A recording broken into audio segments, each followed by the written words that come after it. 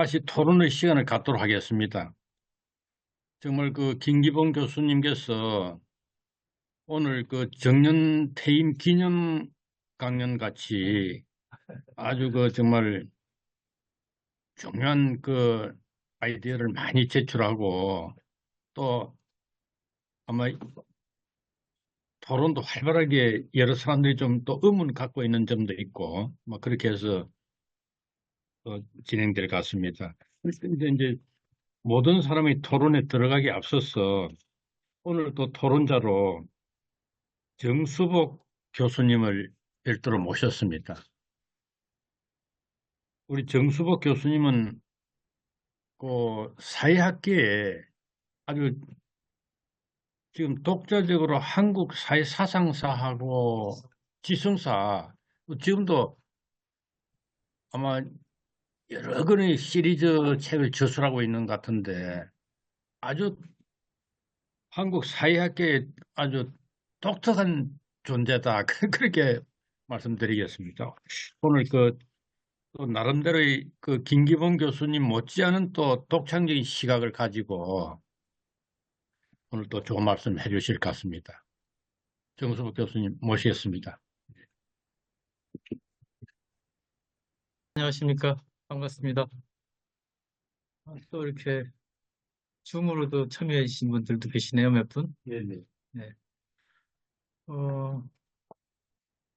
한 달 전쯤인가요? 김기봉 선생님이 여기 미래문명원에서 발표하는데 토론해 주면 고맙겠다 그래서 평소에 김기봉 선생님과 가깝게 지내고 또 생각도 많이 알고, 어, 역사학자지만은 인문학 전체 또 자연과학에도 관심 갖고 있는 통합적인 학자라서 제가 매우 존중하는 학자고 그 부탁도 거부할 수도 없었을 뿐더러 또 많이 배울 수 있겠다 생각해서 이 토론을 수락해서 오늘 이 자리에 오게 됐습니다. 근데 여기 와 보니까 철학하시는 고명한 선생님들 여러 분 계시고 또 행정학계 또 원로 선생님들도 계시고 이렇게 돼서 지금 주로 여기 보니까 철학하는 분이 주류가 돼 있고 행정학, 그다음에 김경호 선생님 역사학, 사회학, 그래서 인문사회과 하는 분들 특히 또 여기에 학계를 오랫동안 이끌어 오신 저기 원로 교수님들이 계시니까 한국 인문사회과학계의 중요한 어떤 모임 이런 느낌을 제가 받습니다.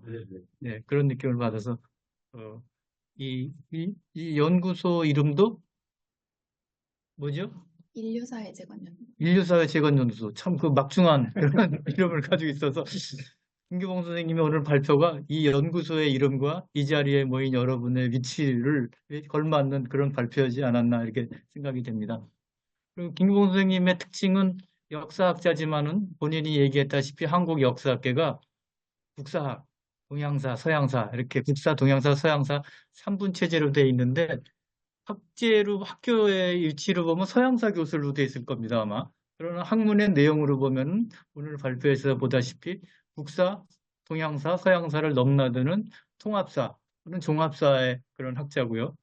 발표에서도 나왔지만은 물리학, 생물학, 뭐 화학 등등의 그 사례들을 가지고 인문학적인 현상들, 역사 현상과 연결시켜서 얘기하는 거 보면은 인문학자지만 자연과학적인 사유에도 개방적이고 그것들을 인문사회과학에 어떻게 적용할 것인가에 관심을 갖는 또 그런 학자고. 그래서 그 제가 작년에 강호방 선생이라고 미술사 하는 분이 있어요. 그 선생님이 그 미술사 책을 하나 썼는데 그분도 참 오랫동안 그 원로로서 학문적인 열정이 식지 않는 분인데 그건 자기 같은 사람은 오늘 이 자리에 모인 선생님들 분은 거의 뭐 예외에 속하고 한국의 인문학자들은 상당히 조로 현상이 있다. 이미 그 한 50대 되면은 뭐 슬슬 이제 공부하는 걸 좀 멈추고 외부 활동이나 보직이나 뭐 재산 관리나 이런 데 신경을 쓰시다가 65세 정년 퇴임하면 잘 됐다 하고 이제 학문을 끝낸 그런 경우가 많은데 이 강호방 선생님이 한국 학자들의 조로 현상 어디에서 오는가? 그걸 이제 말씀하신 걸 제가 기억나는 대로 말씀드리자면 너무 전문화돼서 그렇다 학문이 뭐 역사학이면 역사 안에서도 국사에서도 조선사, 조선 전기, 전기에서도 뭐 정도전 전공 이렇게 좁은 것 주제를 가지고 한참 하다 보니까 조각조각 논문 전문 학술지 논문을 쓸 수 있지만은 한참 하다 보면은 자기 전공 분야에서 대부분 할 걸 다 했고, 더 이상 해봤자 나올 것도 별로 없고, 다른 분야를 하자니 별로 시간도 없고, 기초 지식도 없기 때문에 하기가 어렵다. 그러니까 65세 정년퇴임 되면 더 이상 할 의욕도 없고, 관심도 없고, 그러니까 학문이 이렇게 조로 현상이 있는 게 아니냐. 그래서 우리가 대학원생서부터 학문에 들어섰을 때 좀 폭넓게 인문사회과학, 자연과학에 폭넓게 기초를 쌓은 다음에 자기 전공 분야를 갖고 전공을 하면서도 그 주변 분야 학자들하고 계속적인 지적 교류를 하면서 종합화하는 그런 학문을 해야 된다. 그래서 학문의 전문화도 중요하지만은 학문의 통합화가 중요한 시기다. 특히 지금 현재 대학의 위기와 학문의 위기를 얘기할 때 그런 얘기를 하신 걸 보고 저는 참 공감을 했는데, 그런 그 학자로서의 그 미래상, 전문화에 빠지지 않고 학자 조로화 현상에 빠지지 않는 그런 모델, 그게 말하자면 인문사회과학을 통합적으로 볼 수 있는 그런 안목을 키우는 건데, 오늘 김기봉 선생님의 발표도 그런 거에 일환의 한 보기가 될 수 있지 않냐 하는 생각을 일단 해봤습니다. 그 다음에 이제 그 문명이라는 이제 그 말이 나오는데, 디지털 문명이라는 말 많이 쓰잖아요. 요새 디지털 문명. 근데 문명이라는 거는 민족이나 국가 단위를 넘어서고 어떤 지리적인 차원도 넘어서는 어떤 시대적인 차원 같거든요. 시간, 미래를 바라보는. 그리고 그 밑에는 이제 기술, 디지털 기술이라는 게 이제 자리 잡고 있는데, 문화라는 거와 문명이라는 개념이 학자들 간에 많은 논란이 됐었죠. 프랑스에서 문명이라는 말을 쓰면 독일에서 문화라는 말을 만들어냈다. 문명이 보편적인 거라면 문화는 어떤 개별적 특수성을 말하는 거다. 뭐 이런 얘기도 있고, 또 토인비라는 사람이 그 역사의 연구라는 걸 썼는데, 거기에 그 문명의 그 흥망성쇠, 이걸 challenge and response, 그래서 도전과 응전이라는 개념을 가지고 그 세계 역사상에 나타난 15가지인가 14 문명을 이렇게 구별해 놓고, 그것들이 어떤 문명은 왜 멸망하고 어떤 문명은 계속 성장하고 어떤 문명은 정체되고 어떤 문명은 더욱 발전하는가, 이런 걸 이제 그 내부적인 능력하고 외부적인 도전을 가지고 설명하지 않습니까? 그래서 이 크게 봤을 때 문명이라 그럴 때는 이제 민족 국가 단위를 넘어서서 어떤 지역의 내적인 어떤 그 종합 능력을 가지고 외부로부터 오는 것에 대해서 응전을 하면서 계속 자기를 유지하고 확대, 발전, 번영하는 걸 이제 그 도전과 응전이라는 말로 표현하지 않았습니까? 그랬을 때 한국 문명이라는 말을 쓸 수 있는지, 한국 문명, 동아시아 문명이라는 말을 우리가 쓰는데, 민족 국가라는 게 이제 19세기 유럽에서 만들어진 거고, 국사라는 것도 이기봉 선생님 말씀대로 그 민족 국가 형성과 더불어서 국사 이런 게 만들어진 거 아닙니까? 국문학, 국사, 국어 학이라는 게 민족지와 밀접하게 연결되어 있는 그런 학문체계 아닙니까? 그래서 한국 문명이라는 말을 쓸 수 있는지, 그거에 대해서 제가 문명과 문화라는 그 개념을 좀 분명히 해야 되지 않나, 이런 생각을 해봤고요. 그다음에 이제 삼국사기와 삼국유사, 그 두 개를 가지고 하나는 의식적인 역사고 하나는 무의식의 역사다. 하나는 해고 하나는 달빛이다. 빛과 달빛. 이런 건 이병주 선생 이제 소설에서 나온 얘기지만은, 굉장히 그 역사를 볼 때 대체적으로 역사학자들이 그 문서화된, 또 문자화된 기록을 가지고 연구하기 때문에 의식 차원의 연구를, 의식으로서의 역사를 얘기를 많이 할 수 있는데, 문학이나 신화, 또 예술, 종교 이런 것들은 무의식의 역사고, 그것이 인간의 그 단위체의 역사 전개에 굉장히 중요한 역할을 하는데, 그런 것들은 역사학자에 다루지 않고 뭐 유흥 같은 사람이 집단 무의식이라든지 또뭐 다른 분야, 예술사나 미술사 하는 분들이 그런 걸 다루겠지, 무의식의 역사, 어떻게 작용을 미치는가에 대해서는 참 역사학자 다루기가 힘들었는데, 그런 부분을 이렇게 불추어내서 무대 위에 올려주신 거가 굉장히 역사학자로서는 보기 드문 어떤 그 창조적인 어떤 계기를 마련해 준 게 아닌가 하는 생각입니다. 그래서 저는 우리 여러분들이나 여러분 여기 선배님들도 계시고 저희 동년배들도 있는데, 어릴 때부터 한국인이란 무엇인가 얘기를 많이 듣고 자랐거든요. 국민교육원장 외우던 그런 세대가 저희 세대거든요. 우리는 민족 중의 역사적 사명을 두고 이 땅에 태어났다. 역사적 사명, 뭔가. 지금은 이제 디지털 문명이 된 건데, 거기에 적응하는 우리가 살아갈 길인데, 한국인의 갖고 있는 특성에 관한 얘기를 많이 듣고 자란 것 같아요. 중고등학교 때, 어릴 때부터. 그럴 때 은근과 끈기라는 말 많이 들었거든요. 아마 그 국문학자인 조 누구죠? 조윤재 선생이 한 말이라고 그러는데, 전 은근과 끈기라는 게 그게 한국인의 무의식 속에 있는 게 아닌가. 그리고 그거는 그 단군 신화에서 나온 게 아닌가 하거든요. 우리 곰을 우리가 토템으로 하고 있고, 곰과 호랑이가 동굴에 들어가서 마늘과 쑥을 먹고 어느 정도 버티면은 인간이 되는데, 호랑이는 못 견디고 뛰쳐나갔고, 곰은 남아서 계속 그걸 먹고 참고 은근과 끈기로 참아서 그래서 사람이 돼서 환웅과 결혼해서 단군이 됐다. 이게 한국인이 갖고 있는 그 저력에 끊어지지 않고 계속 이어지는 뭐가 있다면 그게 단군 신화의 어떤 무의식적 차원. 단군 신화에 대한 연구 굉장히 많습니다. 뭐 김열규 선생도 있고 이혜령 선생도 있고 신화에 대한 게 굉장히 많은데 그런 것들에서부터 시작해가지고 기자는 그러면 무의식 수준이 어떤 영향을 미쳤는가? 한국의 그 무의식에 영향을 미치고 있는 무엇인가? 저는 종교라고 생각하거든요. 그러면 종교 가운데 제가 한국인의 문화적 문법이라는 책을 2007년에 펴냈는데 여기서도 한번 발표했죠. 한번 여긴가 다른 데서 한번 발표했는데 예. 저는 한국인의 무의식에 흐르는 중요한 저류는 우리가 샤머니즘이라고 영어로 표기하는 무속이라고 생각하고 무속 신앙.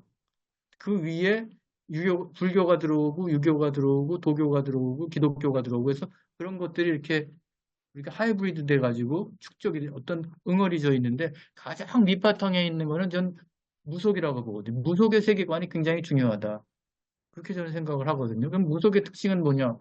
무속의 특징은 현세 중심주의죠. 내세가 있습니다. 초월적인 세계, 인간의 능력이 닿지 않은 초월적인 세계가 있는데 그 세계가 우리 현실 세계에 영향을 미쳐서 좋게 할 수도 있고 나쁘게 할 수도 있기 때문에 그 초월적인 세계에 비율을 맞춰야 된다. 눈치를 보고 비율을 맞춰서 나쁜 일은 없애고 좋은 일은 오게 한 벽사진경이라고 그러는 거 있죠. 그래서 뭐 여러 가지 예, 뭐 동지섣달 팥죽도 뿌리고 뭐 여러 가지 뭐 고사도 지내고 뭐 굿도 하고 이런 것들. 그게 말하자면 현세에서 우리가 행복하게 잘 살기 위해서 이걸 그 방해하는 그 요소들을 물리쳐야 되겠다 하는 그런 거거든요. 그게 말하자면 자기를 지키기 위해서 더 자기보다 더 큰 힘이 센 존재에 대해서 우리가 눈치를 보고 비율을 맞추고 잘해야지 잘못하면 이게 현실에서 우리가 낭패를 보게 된다. 이런 게 기본적으로 깔려 있는 게 아닌가. 은과 끈기 단군 신화에다가 무기속적인 어떤 그 믿음 체계. 그런 거 위에 유교, 불교, 도교, 기독교 이런 것들이 들어와서 뭐 합쳐져 있다고 생각하지만 저는 기본적으로 그 무속과 단군 신화라는 게 기본으로 밑에 깔려 있고 그 위에 이렇게 쌓인 것이 아닌가. 이게 비빔밥처럼 합쳐져 가지고서 뭐가 뭔지 모르는 게 아니라 저는 그 밑에 그런 것이 깔려 있는 게 한국 사람들의 그 역사 흐름에 무의식에 깔려 있는 그런 게 아닌가 생각을 해보고요. 그다음에 의식의 역사로 돌아가서 다시 보게 되면은 김기봉 선생님 책에도 나오고 다른 학자들도 인용해서 나옵니다만은 삼국시대부터 시작을 하는데 삼국사기하고 삼국유사가 아니 그때 가야는 어디 가고 그렇게 주장하는 분은 사국시대라고 얘기하고 삼국시대가 아니라 아니 발해는 어디 가고는 오국시대가 되거든요. 그러니까 오국시대에서 삼국 통일해서 통일신라 시대를 거쳐서 고려시대로 오고 고려시대 조선시대 그다음에 식민지 강점기 일제강점기 거쳐서 대한민국 됐다. 그렇게 얘기하는데 지금 김기봉 선생님 발표에서 빠져 있는 게 분단시대라고 우리가 말하는데 선생님 용어로 하면은 지금 우리는 이국시대를 살고 있다. 북한이 완전히 빠진 지금 역사 해석이거든요. 분단시대 역사인데 그럼 오국시대에서 통일신라 거쳐서 일국시대를 쭉 오다가 일제강점기 거쳤다가 지금은 이국시대를 살고 있는 게 아니냐. 북한은 그러면 뭐 이거 어떻게 북한의 역사는 어떻게 봐야 되느냐. 우리가 한민족이고 한국 민족주의라고 그럴 때 이게 어떻게 되는 거냐. 그러면 결국은 외세라는 것이 한국 역사에 어떻게 작용하는가를 봐야지 이국시대가 어떻게 형성되어 있는가를 알 수 있지 않겠습니까? 그럼 외세라는 거가 한국 사회에 개입하는 방식은 여러 가지가 있죠. 일단 군사적으로 침입하거나 공격하거나 조정하는 역할을 하는 거 있겠고, 그다음에 유학이라든지 불교 뭐 이런 걸 가지고 종교적이나 문화적 차원에서 우리에게 도전해 오는 게 있고, 우리는 무속이었는데, 그다음에 이제 그 뭐 과학기술이라든지 뭐 이런 걸 가지고 이제 교육 이런 걸 가지고 이제 한국 사회에 영향을 미치는 게 있지 않겠습니까? 그럼 한반도가 지정학적으로 4대 강국에 의해서 둘러싸여 있다. 이것이 말하자면은 우리가 뻗어나갈 수도 있는 조건도 되고 움츠러들어서 해체될 수 있는 조건도 되는 두 가지 그 조건을 다 갖추게 되는 거죠. 그럼 어떻게 되냐? 해양 세력과 대륙 세력이 만나는 그 반도적인 상황이다. 그래서 지금도 우리가 한중일 삼각체제와 북중로 삼국연대 이렇게 돼 있지 않습니까? 거기에서 어떻게 살아남느냐? 그게 어떻게 진화되어 왔고 앞으로 어떻게 될 것이냐? 이거에 따라서 그냥 이국 체제로 굳어지느냐? 아니면 일국 체제로 다시 돌아가서 새로운 어떤 문명을 만들어낼 수 있느냐? 그래서 지금 저는 이국 체제의 문제가 제기돼야 된다. 그 얘기를 하나 드리고 싶고요. 그래서 남한 이제 분단이 돼가지고 남한이 이제 지금 우리가 선진국 진입했다라는 얘기를 우리가 하고 있는데 남한의 진화, 남한의 변화는 어떻게 해서 가능해진 것인가? 이거에 대한 설명을 사회과학자들은 되게 이제 뭐 국가 중심주의, 경제개발 5개년 계획, 뭐 교육혁명의 교육개혁의 성공, 뭐 한국 사람들의 뭐 강렬한 성장 동기, 성취 동기 이런 거 가지고 설명하지 않습니까? 합리적인 계획과 국가 계획과 재벌들의 또 창의적인 노력과 노동자, 뭐 중산층 형성이 되면서 열심히 노력한 그런 근면 이런 거 갖고 설명을 하는데 그거는 이제 우리 나름의 설명이고 지금 김기봉 선생님의 문명 전환 틀에 따라서 설명을 하다 보면은 외부로부터 온 그 힘들, 외부로부터 온 어떤 그 창의적인 생각들, 모델들, 강대국 모델이나 보편 모델 이런 것들을 우리가 어떻게 수용해서 우리 나름대로 새롭게 적용했는가 그렇게 봐야 되지 않겠습니까? 그러면 우리는 일단 중국 문화를 굉장히 받아들여서 소중화라고 그랬는데 소중화가 벌써 어감이 안 좋으니까 이제 조선중화라고 그러지 않습니까? 조선중화 그렇게 써서 아니 그 조선시대 때 진짜 성리학 그 퇴계 율곡이거는 인성론 이런 거는 중국 사람보다 훨씬 더 세련된 설명 체계를 갖췄다고 그러지 않습니까? 중국이 이제 더 이상 유교를 더 이상 그 중심으로 삼아서 발전시키지 않는데 그걸 더 세련화시켜서 저는 그게 성리학이라는 게 조선 성리학이라는 게 업그레이드된 유교라고 보고 그때부터 벌써 뭔가 외국 걸 받아들여서 자기 거를 만들어서 조금 더 나은 제품을 만들어내는 그런 능력을 거기서도 보인 게 아닌가. 그렇게 김기봉 선생님 틀에 따르면 그렇게 해석할 수 있을 것 같고요. 그 다음에 우리가 일제강점기에 들어갔다.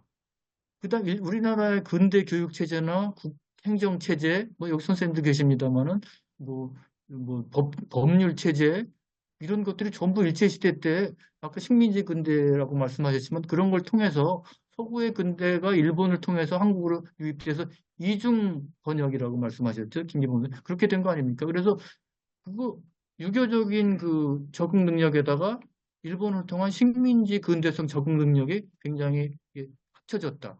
그다음에 해방되고 난 다음에 얼마나 많은 사람들이 미국에 가서 유학을 하고 중국, 인도가 미국 유학생의 지금 수위를 달리고 있지만 한국도 3위고 3인가 4위 되고 인구 비율상으로의 미국 유학생으로는 거의 1, 2위 한다고 그러지 않습니까? 미국 문명을 한국처럼 이렇게 열렬히 받아들인 나라는 없다. 거기다 미국적인 어떤 그 문명을 받아들일 수 있는 능력 이런 것이 계속 누적이 되고 축적이 됐다고 저는 봅니다.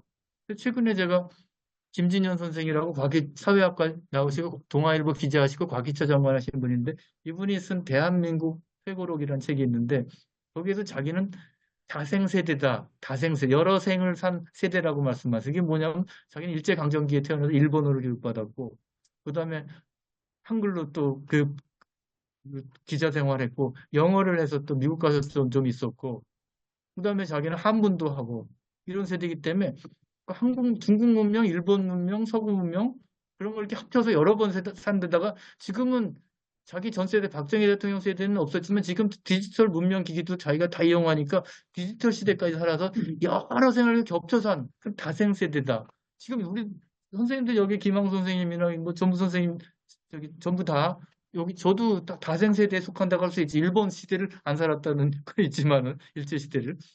그렇게 한국 사람들은 시대의 변화에 따라서 적응하면서 살아가는 능력이 굉장히 커진 게 이게 개인 능력이 아니라 역사적 체험에서 중국, 일본, 미국, 이런 것들이 합쳐지면서 그거를 가지고 밑에 무속이나 뭐 단군 신화 이런 것들이 받쳐지면서 지속적으로 이걸 자기 자신을 유지하면서 갱신하고 확대 발전시킬 수 있는 능력 이런 게 이제 생겼다. 그렇게 우리가 남한의 지금 현재 상황을 설명할 수 있지 않을까. 김웅 선생님 틀을 조금 제가 응용해서 얘기하자면 그런 거죠. 그러니까 북한은 그럼 어떻게 봐야 되느냐? 북한은 말하자면 서구 문명, 유럽 문명이라는 것이 문제를 안고 있기 때문에 막스 레닌주의를 러시아 혁명 이후에 러시아가 모델이라는 게 생겼는데 일제시대 식민지 강점기 때 1920년대부터 남한의 민족주의적인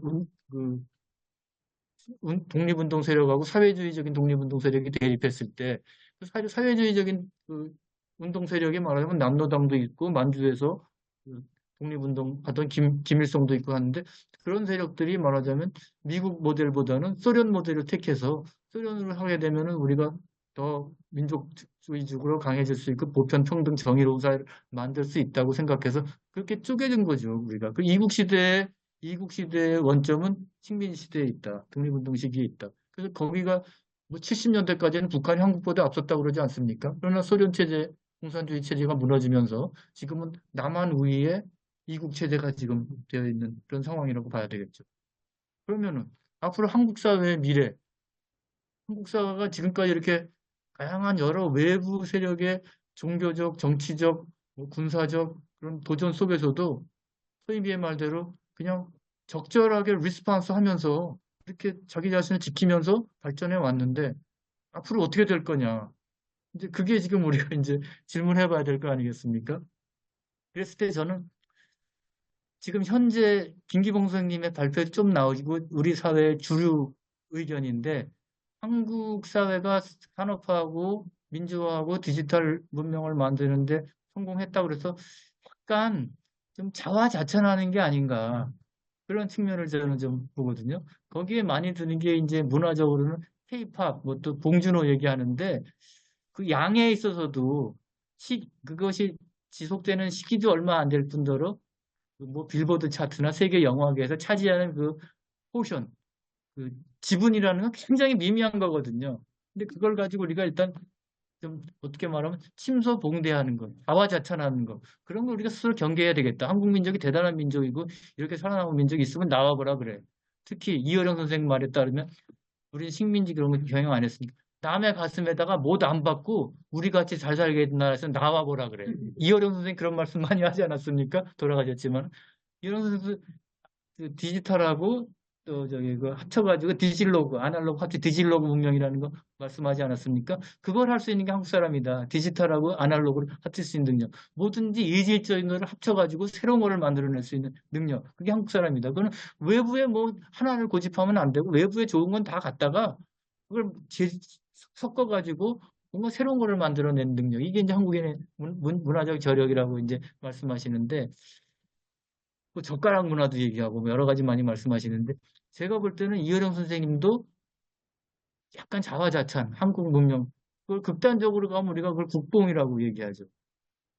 그다음에 지나친 거는 또 한국 사람들 아이고 엽전이다 뭐다 하는 건 이제 그 자기 비하 이게 지나치면은 뭐라 그러죠? 우리가 누워서 침 뱉기.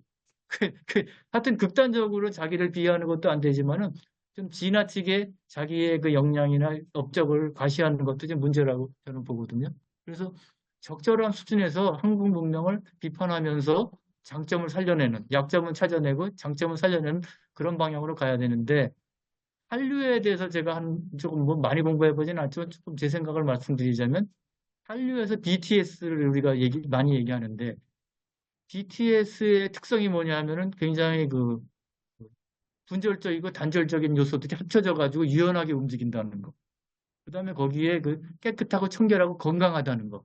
그다음에 정이 있고 이렇게 따뜻한 그런 느낌을 전해준다는 것. 예의 바르다는 것. 뭐 이런 것들이 이제 합쳐져 있다는 건데 그 음악 장르는 미국적인 장르를 가지고 일본에서 배운 모델도 있고 유럽 모델도 흑인 음악 이런 거 합쳐가지고 새로운 걸 이제 그것도 만들어낸 어떤 하이브리드 대중음악 아닙니까?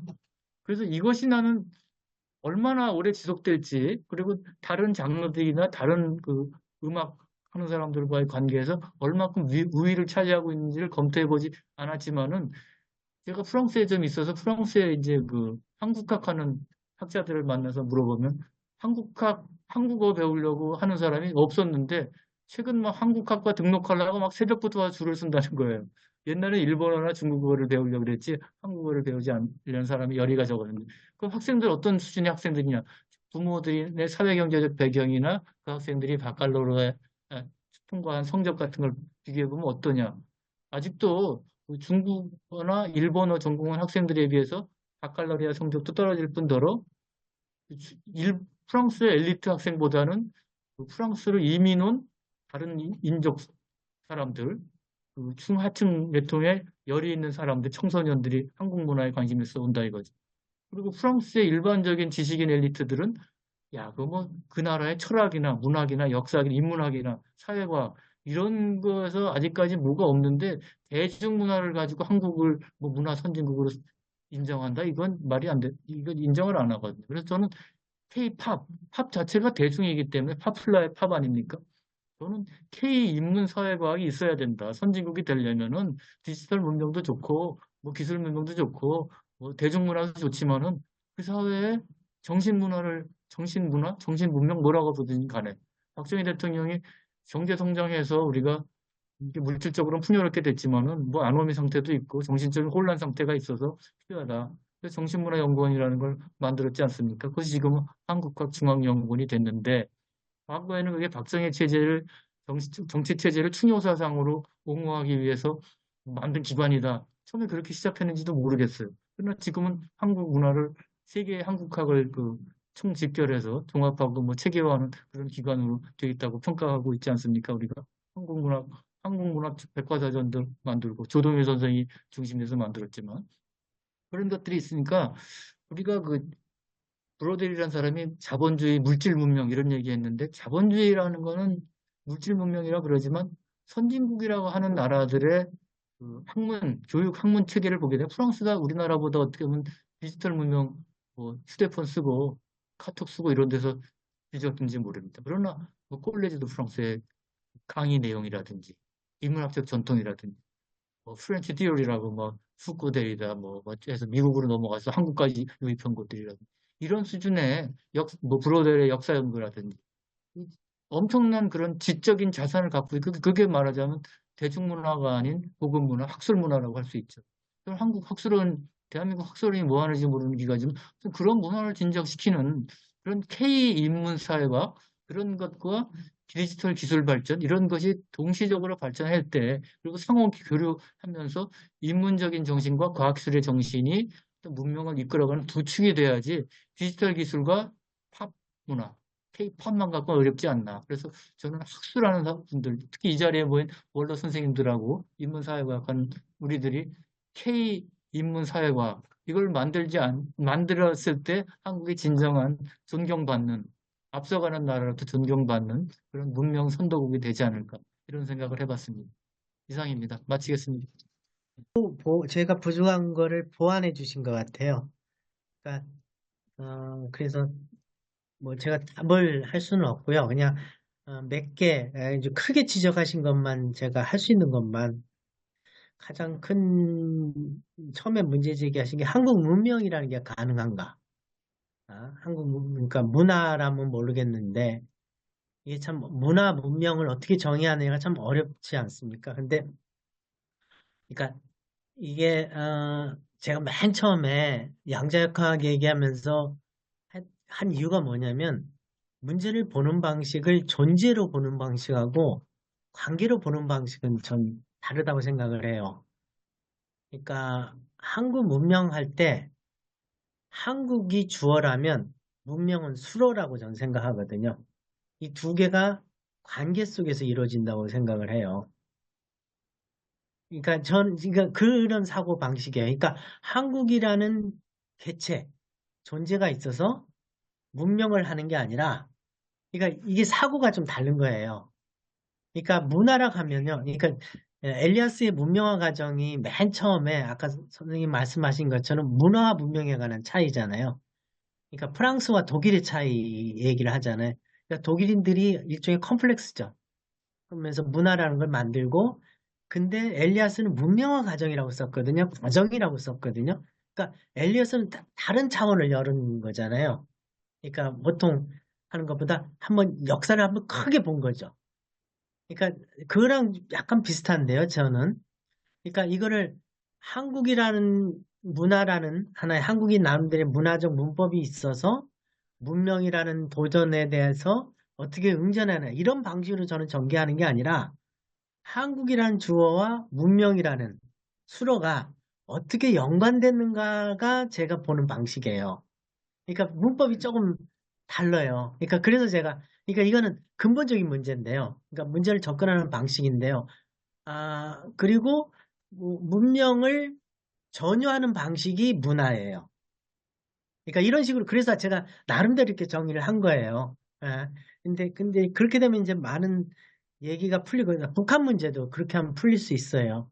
문명적 입장으로 보면요. 그러니까 이중 국가든 아니면 이중 체제든 이라는 것은 민족 내지는 뭔가 다른 문명적 차원을 보면 북한하고 뭐 관계 그렇게 지을 필요 없어요. 문명이라는 걸로 보면. 그러니까 이게 그러니까 문화라고 보거나 아니면 민족이라고 보면 이국 체제니 어쩐 뭐 이런 게 문제가 되지만 문명이라고 보게 되면 북한이든 일본이든 이거는 이렇게 그게 크게 뭐 이렇게 막 카테고리를 어떻게 하느냐, 어떻게 식으로 범죄하느냐는 문제가 되지 않는다는 거죠. 그러니까 그게 조금 약간 선생님하고 저하고 이게 접근하는 방식이 좀 다르다는 생각이 들고요. 그 다음에 다생세대 문제. 이건 굉장히 우리가 그러니까 이 복제나 아니면 우리가 회복 탄력성을 갖거나 우리의 굉장히 큰 힘이죠.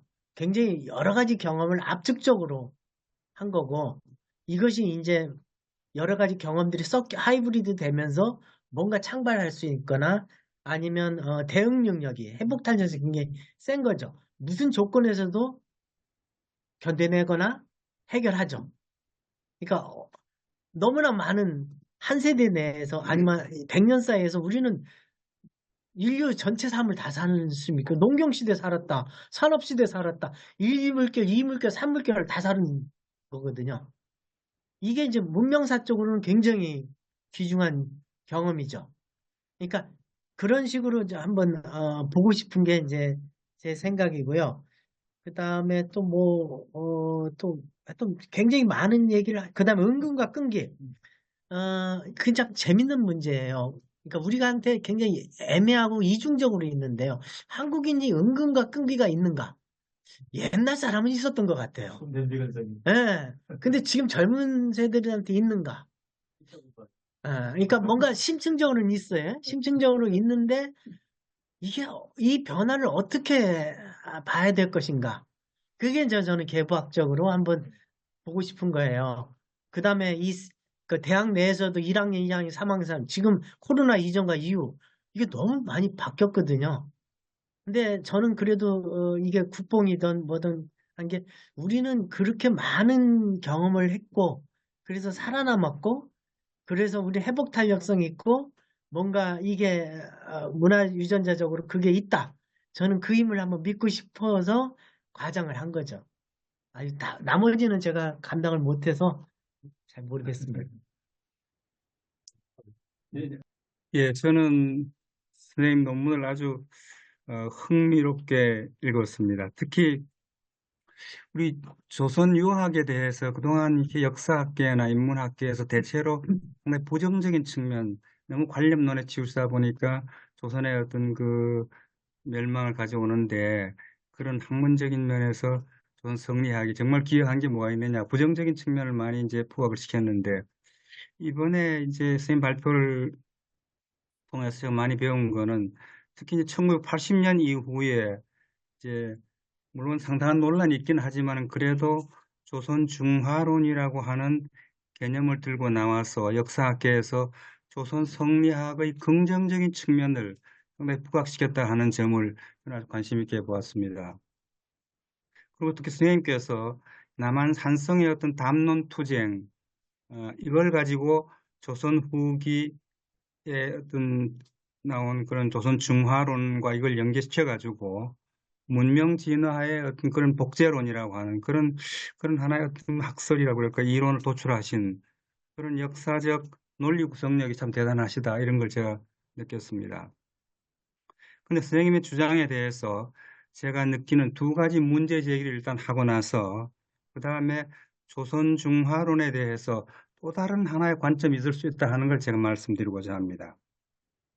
첫 번째, 우선 조선 중화론은 조선 후기 이 어떤 주류 지성사의 중요한 실상이긴 하지만은, 그러나 이것에 대한 해석의 차이, 선생님 말씀하신 세 가지 이제 관점에 따른 해석의 차이만을 가지고 과연 한국 문명의 통사적이라는 게 중요한 통사적 발전 단계를 선생님 제시하신 대로 모방, 번역, 복사로 구분하기에는 그 농가가 좀 취약하지 않나 하는 그런 생각을 했습니다. 왜냐하면은 조선 중화론에서 말하는 이 중화의 실체가 역사학자들 간에 상당히 논란이 있긴 합니다만, 대체로 이게 진정한 의미의 그런 통합적 문명 개념이라기보다는 상당히 정치 이데올로기적인 이런 성격이 강한 게 바로 이 중화의 개념이 아닌가, 상당히 관념론적이죠. 그런데 이걸 가지고 과연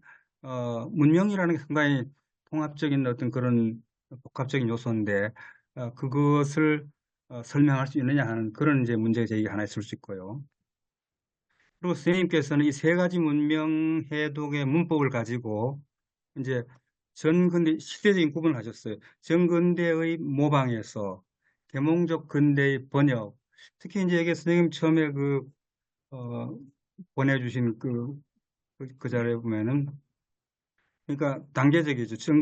정근대의 모방에서 계몽적 근대의 번역을 거쳐가지고 21세기 디지털 문명의 복제로 전개되었다고 보시는데, 과연 이걸 우리가 고조선에서부터 통사적이니까 고조선에서부터 한국 문명사를 역사사관적으로 보면 식민사관의 모방, 민족주의 사관의 번역, 진화사관의 복제, 이런 단계로 발전되어 왔다고 과연 정당화할 수 있겠느냐, 그런 의문이 들었습니다.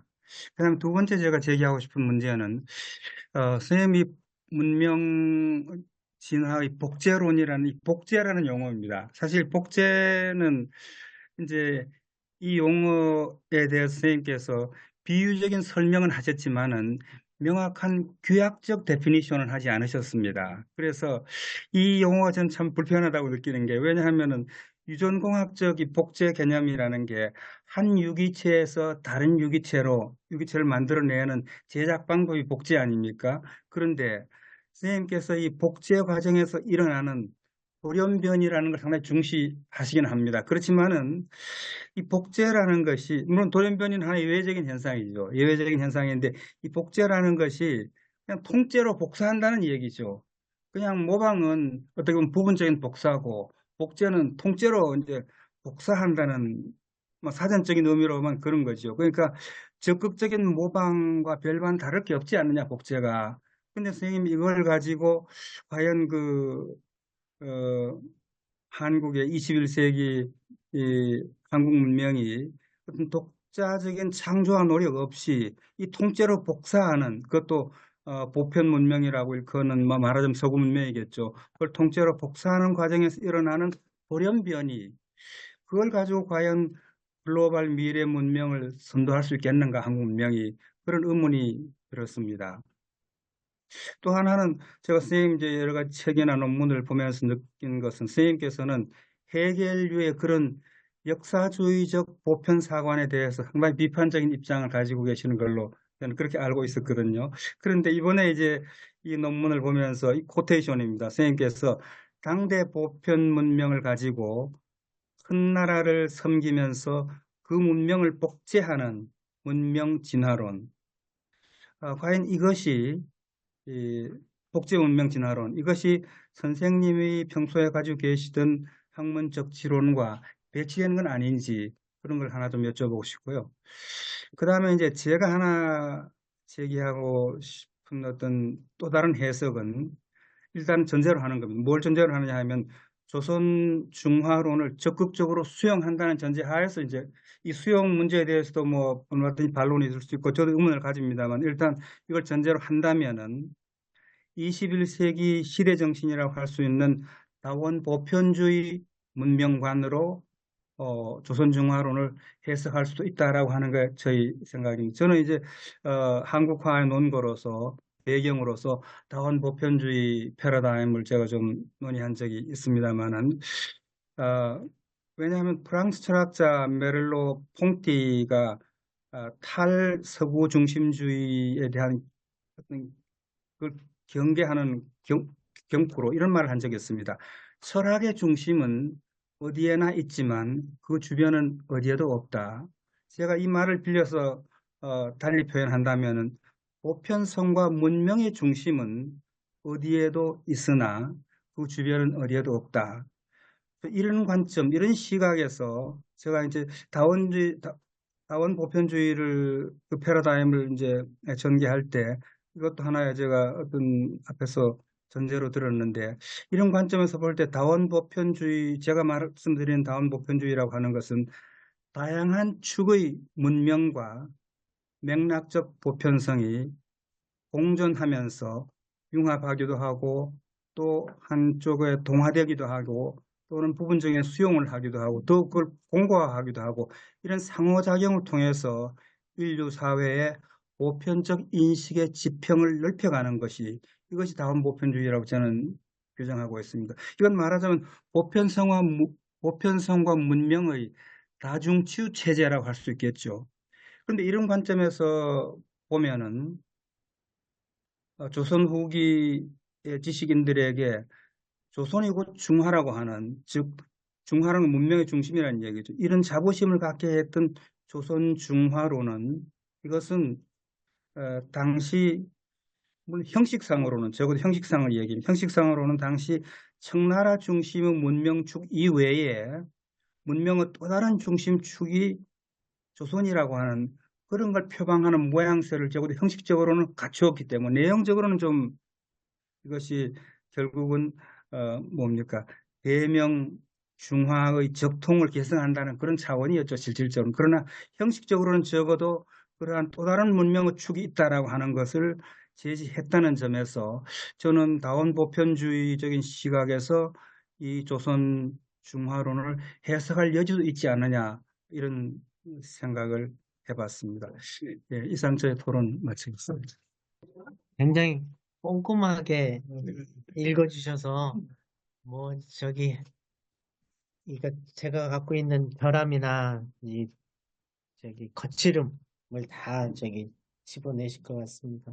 근데 이제 먼저 한 5가지나 4가지 정도 질문을 하신 것 같습니다. 그러니까 네, 중화하고 성리학, 유학 문제 이게 이제 남송, 신유학이 왜 주자? 결국은 거란한테 송나라가 지지 않았습니까? 지고 결국 굴종을 한 거죠. 그러니까 문화적 승리 내지는 그걸 하려는 그래서 중화주의가 형성되는 하나의 역사적 맥락도 있지 않습니까? 선생님 말씀대로 이 맥락화를 했을 때 중화라는 것 자체가 양면성을 갖고 있거든요. 그러니까 중국 없는 중화죠. 그러니까 이게 이제 문명사적으로 중화를 해석하는 거죠. 그러니까 중국 이른바 이제 화족이 이민족을 지배하는 논리이면서도 이민족의 지배를 받는 논리이기도 하거든요. 그게 이제 중국사가 갖고 있는 복잡성이죠. 왜냐면 중국사 자체가 청나라든 몽골이든 지배를 받았고 그리고 그들과 함께 어떤 식으로도 화합을 해야 되는 할 수밖에 없었고 근데 내세울 수 있는 건 문명이라는 거고 이제 이런 측면에서 만들어진 게 중화라고 생각을 합니다. 그러니까 그게 이제 하나의 현실적인 것과 당위적인 것 사이에서 뭔가 하나의 방향성 내지는 자기 정당화하려는 논리가 있다고 생각합니다. 중화가.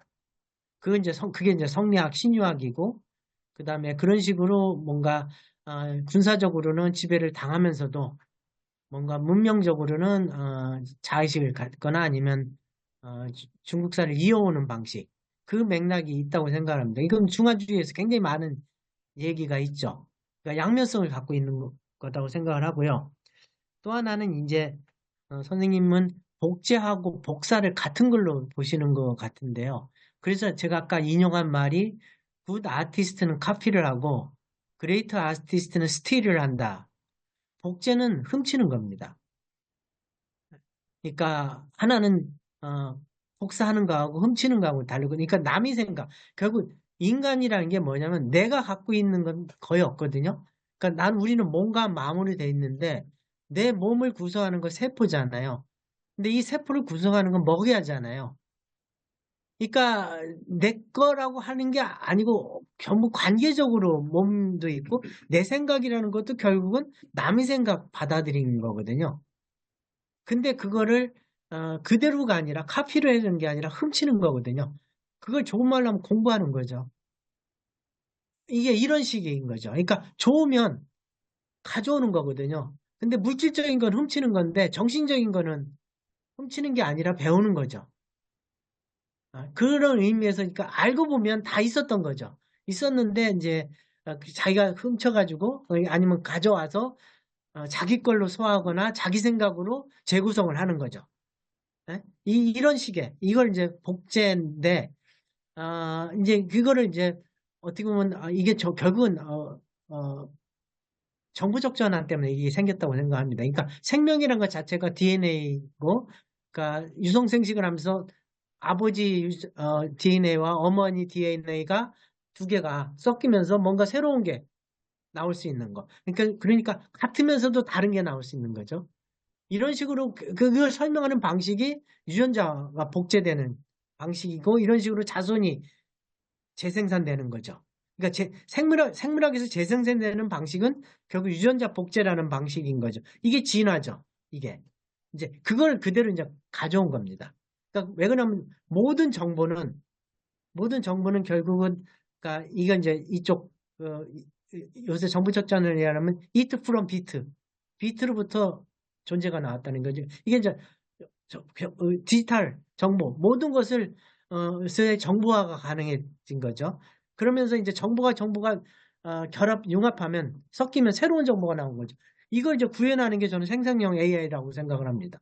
그러니까 결국 이거 확률적 연결이라는 걸 통해서 계속 가족 유사성이라는 걸 통해서 계속해서 새로운 정보를 만드는. 근데 이게 정말 새롭지 않다는 게 문제인데 이것도 두고 봐야 된다고 생각합니다. 왜 그러면 그래서 제가 그 아까 말한 expectation, 굴절 적응 일어난다면 만약에 어떻게 될 것인가? 이제 이건 모르는 문제지만 이런 식으로 한번 사고를 해보는 방식입니다. 그래서 이제 제가 복제를 설명하려다 보니까, 그러니까 정보를 복제하는 거죠. 정보를 복제하는데 하다 보면 실수가 나오는 거죠. 여러 번 하게 되면. 이게 이제 돌연변이거든요. 근데 자연에서는 몇백만 년이 걸리는데 요새는 컴퓨터가 압축적으로 하거든요. 그러니까 그래서 알파고가 이세돌 이긴 거 아닙니까? 바둑의 5,000년 역사를 불과 6개월 만에 해결해 버린 거죠. 이 복제의 시간을 확 단축시켜 보니까 문화적 진화가 완전히 빅뱅이 일어날 수도 있다는 거죠. 만약에 그런 식으로 가게 되면 이게 이제 복제가 갖고 있는, 그러니까 자연에서 일어난 진화를 이제는 인간이 정보적인 방식으로, 디지털이란 방식으로 이 복제가 됐을 때 문화적 진화가 어떻게 될 것인가?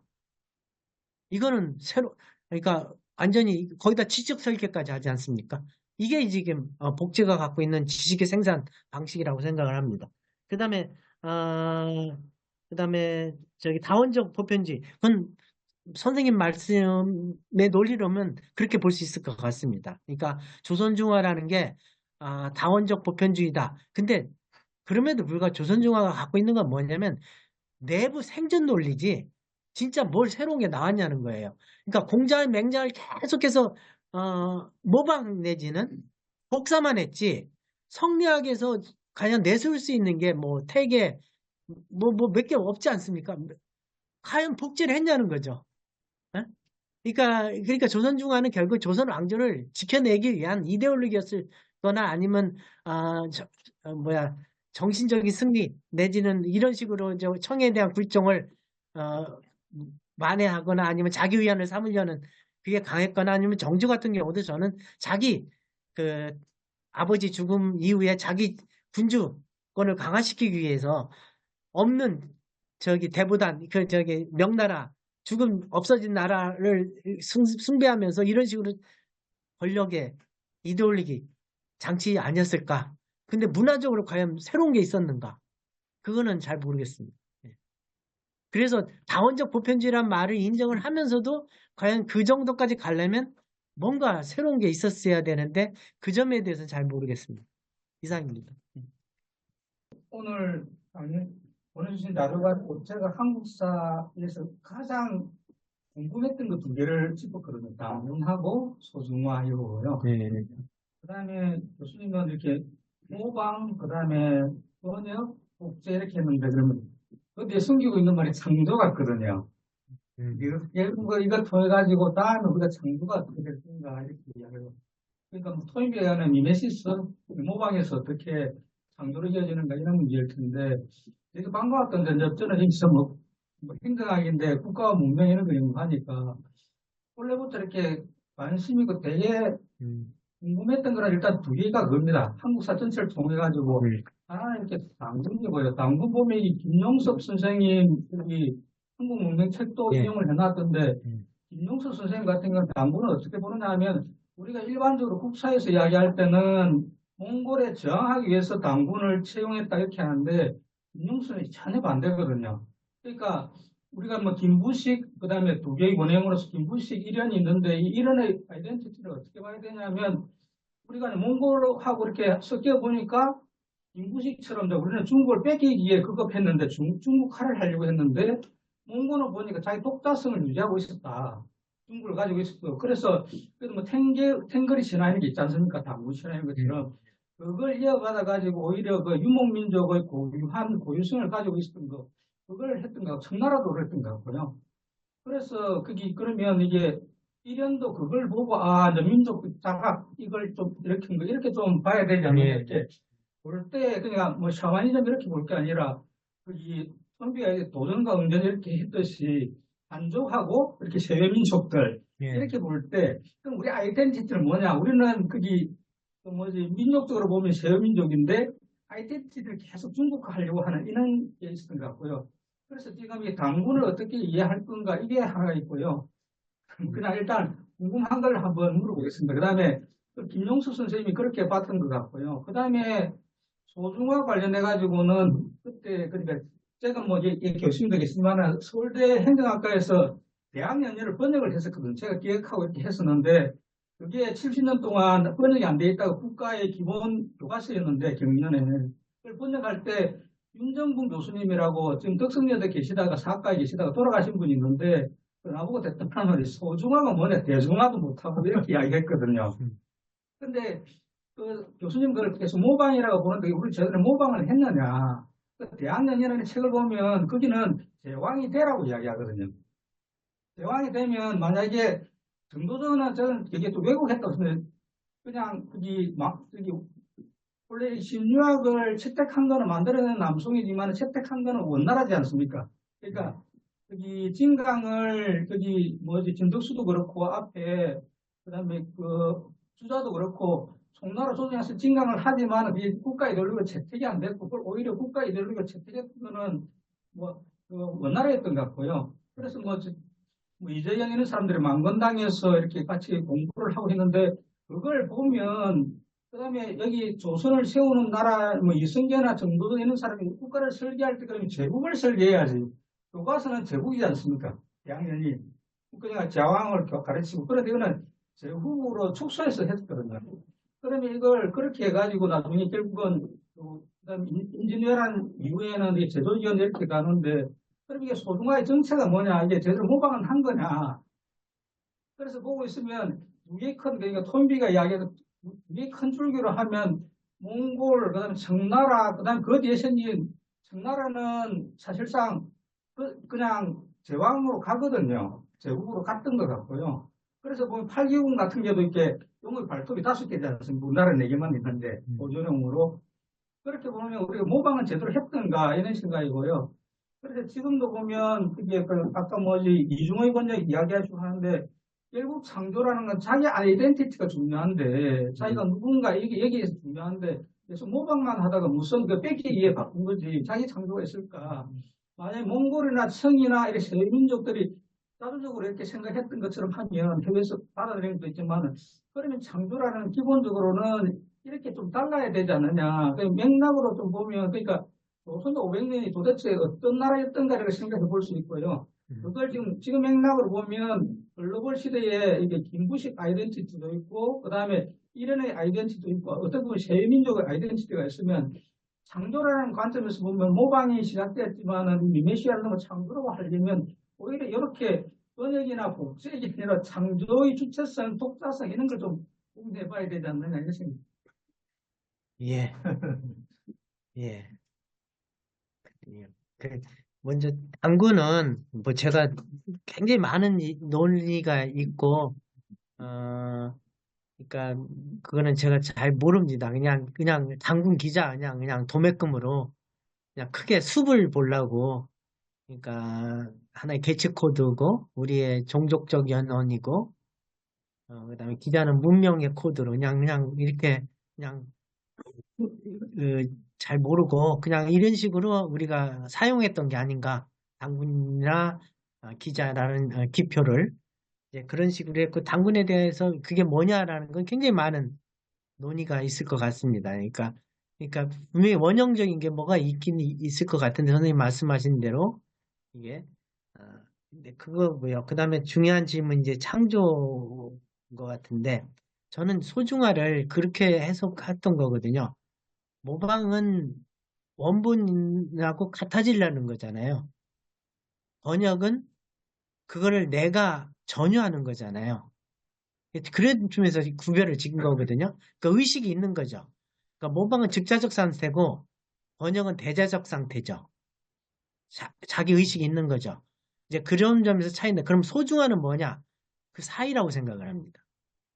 그 사이. 그러니까 모방을 하지만 그래도 우리가 한다. 라는 의식을 가졌다는 거죠. 그 우리가라는 것이 생긴 건 뭐냐?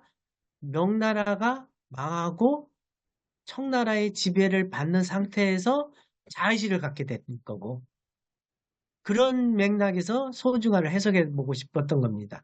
그러면 창조는 뭐냐? 그러니까 결국은 창조는 뭐냐는 그러니까 결국 창조라는 건 새로운 거잖아요. 근데 모방을 여러 번 하다 보면 새로운 게 나올 수도 있거든요. 그러니까 모든 그러니까 예술은 원래 모방이잖아요. 모방은 결국 미메시스지 않습니까? 미메시스 하다가 뭔가가 좀 이렇게 예를 들면 선생님이 굉장히 좋아하시는 용어가 르네상스인데 르네상스는 고대의 부활이잖아요. 그럼 모방일까요? 번역일까요? 그러니까 그건 번역이거든요. 모방 아니거든요. 근데 고대의 부활이라고 한 거죠.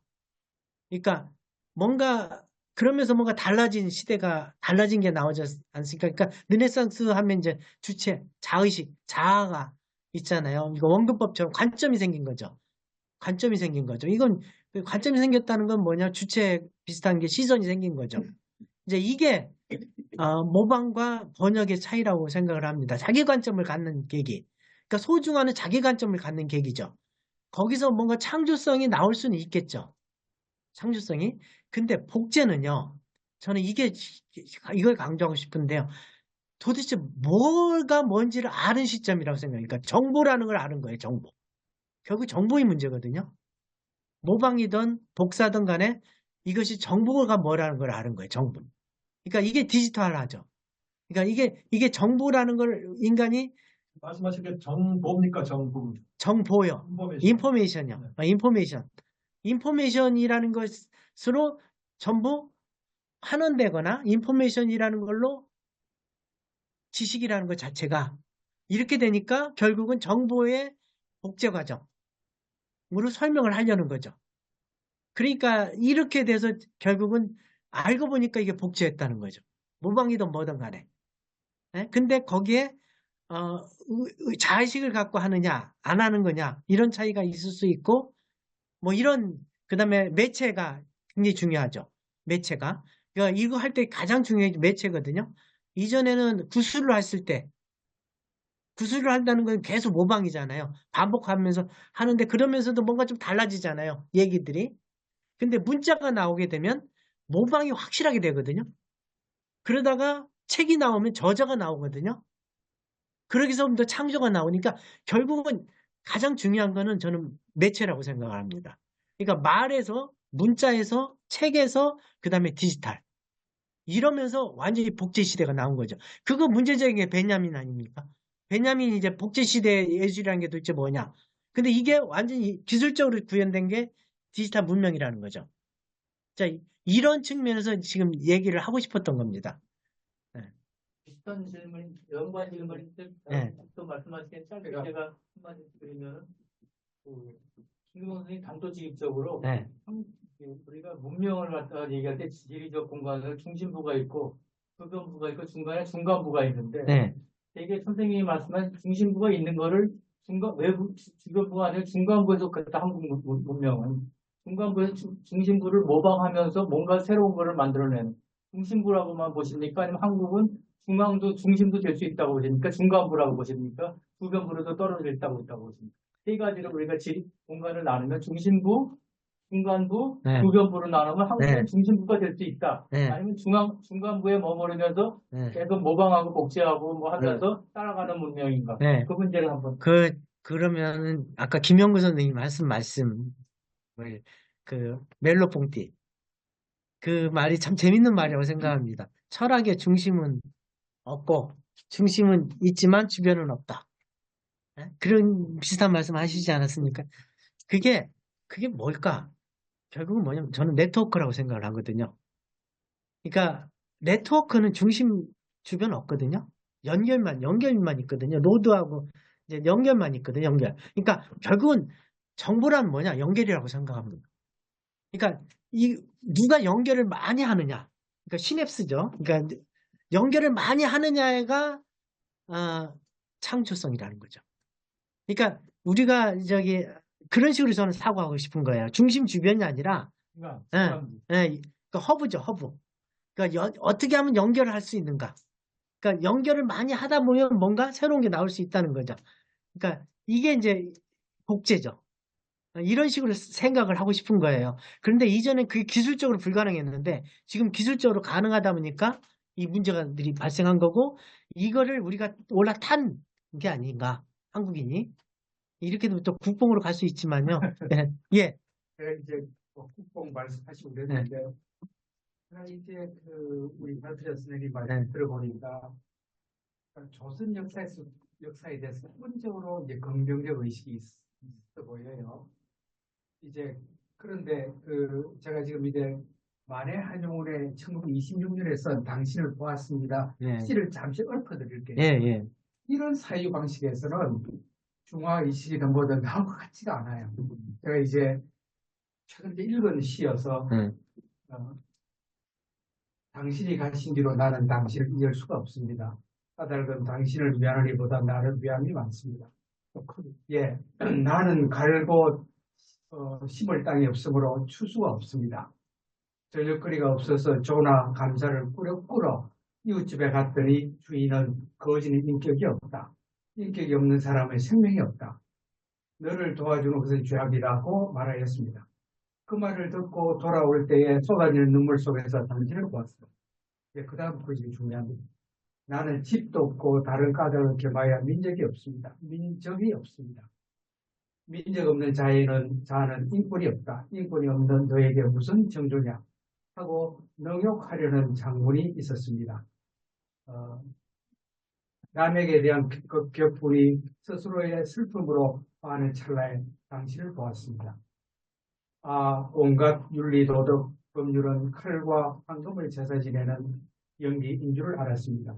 영혼의 사람을 받을까, 인간 역사의 첫 페이지에 잉크칠을 할까, 술을 마실까 망설일 때 당신을 보았습니다. 이건 이제 1926년에 쓴 민족이 그 일제 침략에 당하는 것을 보고 이게 이게 이제 조선 역사까지도 이제 뿌려보는 거예요. 그리고 특히 청나라의 그 환양력, 물론 이제 여러 가지 환양력 어디서 나왔는지 네, 논란이 있죠. 논란이 네, 있지만 네. 어쨌거나 간에 이제 청나라에 그 패배하고 난 다음에 이제 그 남녀가 많이 끌려가서 그리고 온갖 그 모욕을 당했다. 이런 역사를 염두에 두고 있으면 제가 그 중화든 뭐든 이런 그런 역사가 나올까. 그래서 제가 물론 한편으로 보면은 이제 긍정적에서 좋기도 하지만 그러나 조선 역사가 그게 패배의 역사로 보는 사람에게는 많은 부분이 이제 뭐 회복 탄력성이든 이런 개념들이 이게 정말 국뽕까지 정말 역사 자체를 환하게 보고 싶은 의도가 보여서 그래서 제가 이제 그런 점은 뭐 저는 한국 역사를 좋게 안 봅니다. 제가 이제 16세기 이후에 이순신하고 유성룡 또 뭐 유성룡 같은 경우에도 얼마나 제조지을 이야기 많이 해요. 그래서 나라를 구했으니까 그때 이후에는 그냥 나라가 쪽쪽쪽 망해가고 결국에는 일본에 이게 당하고 그다음 예를 들면 17세기 같은 경우에 서양에 뭐가 들어왔을 때에도 그 일본 같은 경우는 굉장히 빨리 반응을 해요. 뭐 네덜란드나 이제 아까 일본 이야기했지만은 그쪽은 이렇게 처음에는 미국이 싫어요. 그러나 그 다음에는 이제 보고 그 힘의 뿌리를 보고 그냥 배워서 그냥 이제 일대로 한번 뜨자 이런 생각을 가지고 나간 데 비해서 저는 하여간 17세기, 18세기, 19세기는 조선이 망한 역사여서 그래서 이제 그 만의 시를 보듯이 그런 역사관에 비하면 우리 김기봉 선생님은 이제 긍정적인 역사관인 거예요. 또 이제 은근과 끊기라고 말씀하시지만 제가 최근에 많이 그게 정말로 우리 국민이 가져야 윤리 도덕 덕목이라면 그거 괜찮아요. 포지티브하게 보니까. 그러나 실질적으로 은근 끊기 있느냐에 재빨리 죽이고 제가 이제 그런 거. 그 다음에 이제 최근에 그 삶의 의미 우리 뭐 치라고 했지만 그 OECD 국가 가운데 자살률이 제일 높고 이런 걸 보게 되면 이제 그 오히려 그런 게 있으니까 이런 긍정적인 역사도 있는 게 좋다고 생각해요. 하지만 우리 역사도 그렇고 오늘 현실에도 그렇고 어둠이 많이 있는 것을 감안하면 그것까지도 감안해서 제가 이 말씀을 드려야 될 거 아닌가 그런 생각이 들었습니다. 이상입니다. 이상입니다. 예. 네. 간단한 질문하고 네. 답하고 이렇게. 제가 소중화, 조선중화 얘기한 걸 뭐 긍정적으로 얘기한다고 생각하지는 않고, 제가 그랬잖아요. 이 정신적 승리였고, 지배 체제의 이데올로기였다. 그러니까 참 그게 송시열같이 기발한 발명을 한 거죠. 그러니까 왕조가 망해야 되는데, 안 망하게 만든 거죠. 그러니까 조선이 그래서 500년까지 갔거든요. 이 두 개의 큰 전쟁을 겪고, 그래서 결국은 식민화가 됐지만, 망해야 될 때 제때 망했으면, 다르게 될 근데, 그걸 한번 역으로도 생각해 보잖아요. 그런 엄청난 국난을 당하고도, 뭔가 기발한 착상을 해가면서 끌고 간다고요. 갈 때까지 간다고요. 그것도 힘은 힘이다. 그런 생각을 들었던 거죠. 그걸 뭐 긍정이냐 부정적인가가 아니라 어떻게 해서 조선 왕조가 500년까지 갈 수 있었을까? 그렇게 무능한 왕조가 백성 그렇게 다 버리고 그러니까 생산력도 그렇게 빈곤하고 그다음에 세국하고 그런 나라가 근데 그게 어떻게 보면 또 생존 전략이었잖아요. 그러니까 그거를 한번 설명해 보고 싶은 거지. 그게 뭐 좋다 나쁘다 그거는 그러니까 좋은 거는 아닐 수 있지만 그게 또 어느 때는 또 힘이 될 수 있거든요. 그래서 아까 제가 김한규 선생님 그 책에 인용한 것도 어떻게 해서 살아남았는가. 예? 그러니까 여태까지 한국사를 보는데 그런 문제의식은 안 했거든요. 왜 우리는 어떻게 살아남았는가 이런 식으로 한국사 하면 굉장히 좀 초라하죠. 얼마나 남한테 사대하면서 우리 살아남았다는 얘기거든요. 그 조선은 조선중화나 소중화나 전부 사대주의죠. 근데 저는 그걸 문명사적으로 해석하고 싶은 거죠. 예, 하긴 아닌데 그 일본 역사를 언제 보니까 예, 명나라 멸망 후에 그 친구들도 소중화를 예, 썼더라고. 그래가지고 일본 중화라는 말은 아주 소중화 예, 그런 걸 가지고 이제 막 그런 거 학파도 시작이 있더라고. 근데 그 친구들은 그 살아남으려고 그 친구들 그걸 했나? 예, 일본 예, 명나라 그 멸망 후에 예. 일본의 여러 학자들 우리가 소중하야 이랬나? 어떻게 설명합니까? 그러니까 이제 이러면 미천 다 드러나는데요. 일본사 잘 아마 저기 선생님이 더 잘하실 텐데 그 뭐야 일본은 그렇죠. 국서를 보냈을 때 해가 뜨는 나라의 황제한테 해가 지는 나라의 천황이 보낸다. 이게 그 의식 있죠. 일본은 우리는 없지만 예, 예. 일본은 자기네도 그 세계 중심이 그게 전형적으로 나타난 게 도요토미 히데요시라고 생각합니다. 그러니까 도요토미 히데요시가 실질적으로 명나라 가는 길이라도 직접 가려고 했는가? 그걸 하려고 했다고 생각하거든요. 그러니까 왜 그러냐면 그 당시에 이제 저쪽 그 포르투갈 이쪽하고 교역하면서 은의 저기 중계지였고 일본의 경제력이 있었고 그다음에 조총도 들어왔고 그러면서 일본이 저기 일본 통일, 천하 통일을 한 다음에 이제는 한번 해본 일본은 그런 의식이 있다고 생각을 합니다. 그리고 그게 이제 임진왜란에서 지고 진짜 한계 청일 전쟁이죠. 그리고 난 다음에 이제 태평양 전쟁으로 대동아 전쟁으로 간 거죠. 일본은 그게 이제 어떻게 보면 그러니까 중화하면서도 중화 밖에 있는 셈인 거죠. 그러니까 일본은 좀 다르다고 생각이 들어요. 또 소중하라는 말을 쓸 필요가 없죠. 그러니까 지금 찾아보니까 소중화 사상은 한국하고 베트남이 있다고. 일본 없고 그런데 선생님, 안 보입니다. 선생님 말씀하신 그 부분 관련해서요. 다원 보편주의로 설명할 수 있는 것이 예. 명나라가 1644년에 멸망했, 17세기 중에 멸망했지 않습니까? 예, 그 당시에 동아시아 문명권에서 상당히 대문화 제국이었던 명나라가 멸망하고 나서 그 빈 공간을 메우기 위해서 이제 동아시아 문화권에서 일본이라든지 베트남이라든지 한국도 청나라는 저건 아니니까 문명국이 아니니까. 아니니까 네. 있다 하더라도 또 다른 그냥 한 문명권이지만 그것이 명나라처럼 지배적인 문명은 아니란 말이죠. 그러니까 그 명나라라는 문화 제국이 무너지고 나서 동아시아권에서 그 빈 그 공간을 메우기 위해서 딱 제대로 가려고 하는 이런 흐름이 작용했다고 봅니다. 그래서 제가 아까 말씀드린 문화다원주의라고 하는 것이 적어도 형식론적으로는 이 소중화론을 또는 조선중화론을 설명할 수 있는 하나의 틀이 되지 않느냐 그렇게 말씀드립니다. 그게 맞는 것 같아요. 그게 아니 그러니까 우리가 그 허브가 된다 그런 맥락에서. 그렇죠. 우리 입장에서. 그러니까 이제 일본도 일본 입장에서. 베트남 뭐 이렇게 주변국들이 체제로 가는 거죠, 막. 주변국들이 자원주의. 동가가 무너져 나니까 내가 개성자에 네. 이런 식으로 뛰어 나간다 이래. 그거는 말이 논리가 맞네. 예. 오늘 그분 말씀이 발표나 토론이나 아주 정당한 여러 가지 아이디어를 지금 자극하고 있는데요. 두 가지 질문을 드리고 싶습니다. 사실은 그 질문 자체가 조금 나름대로 답이 있다고 생각이 되거든요.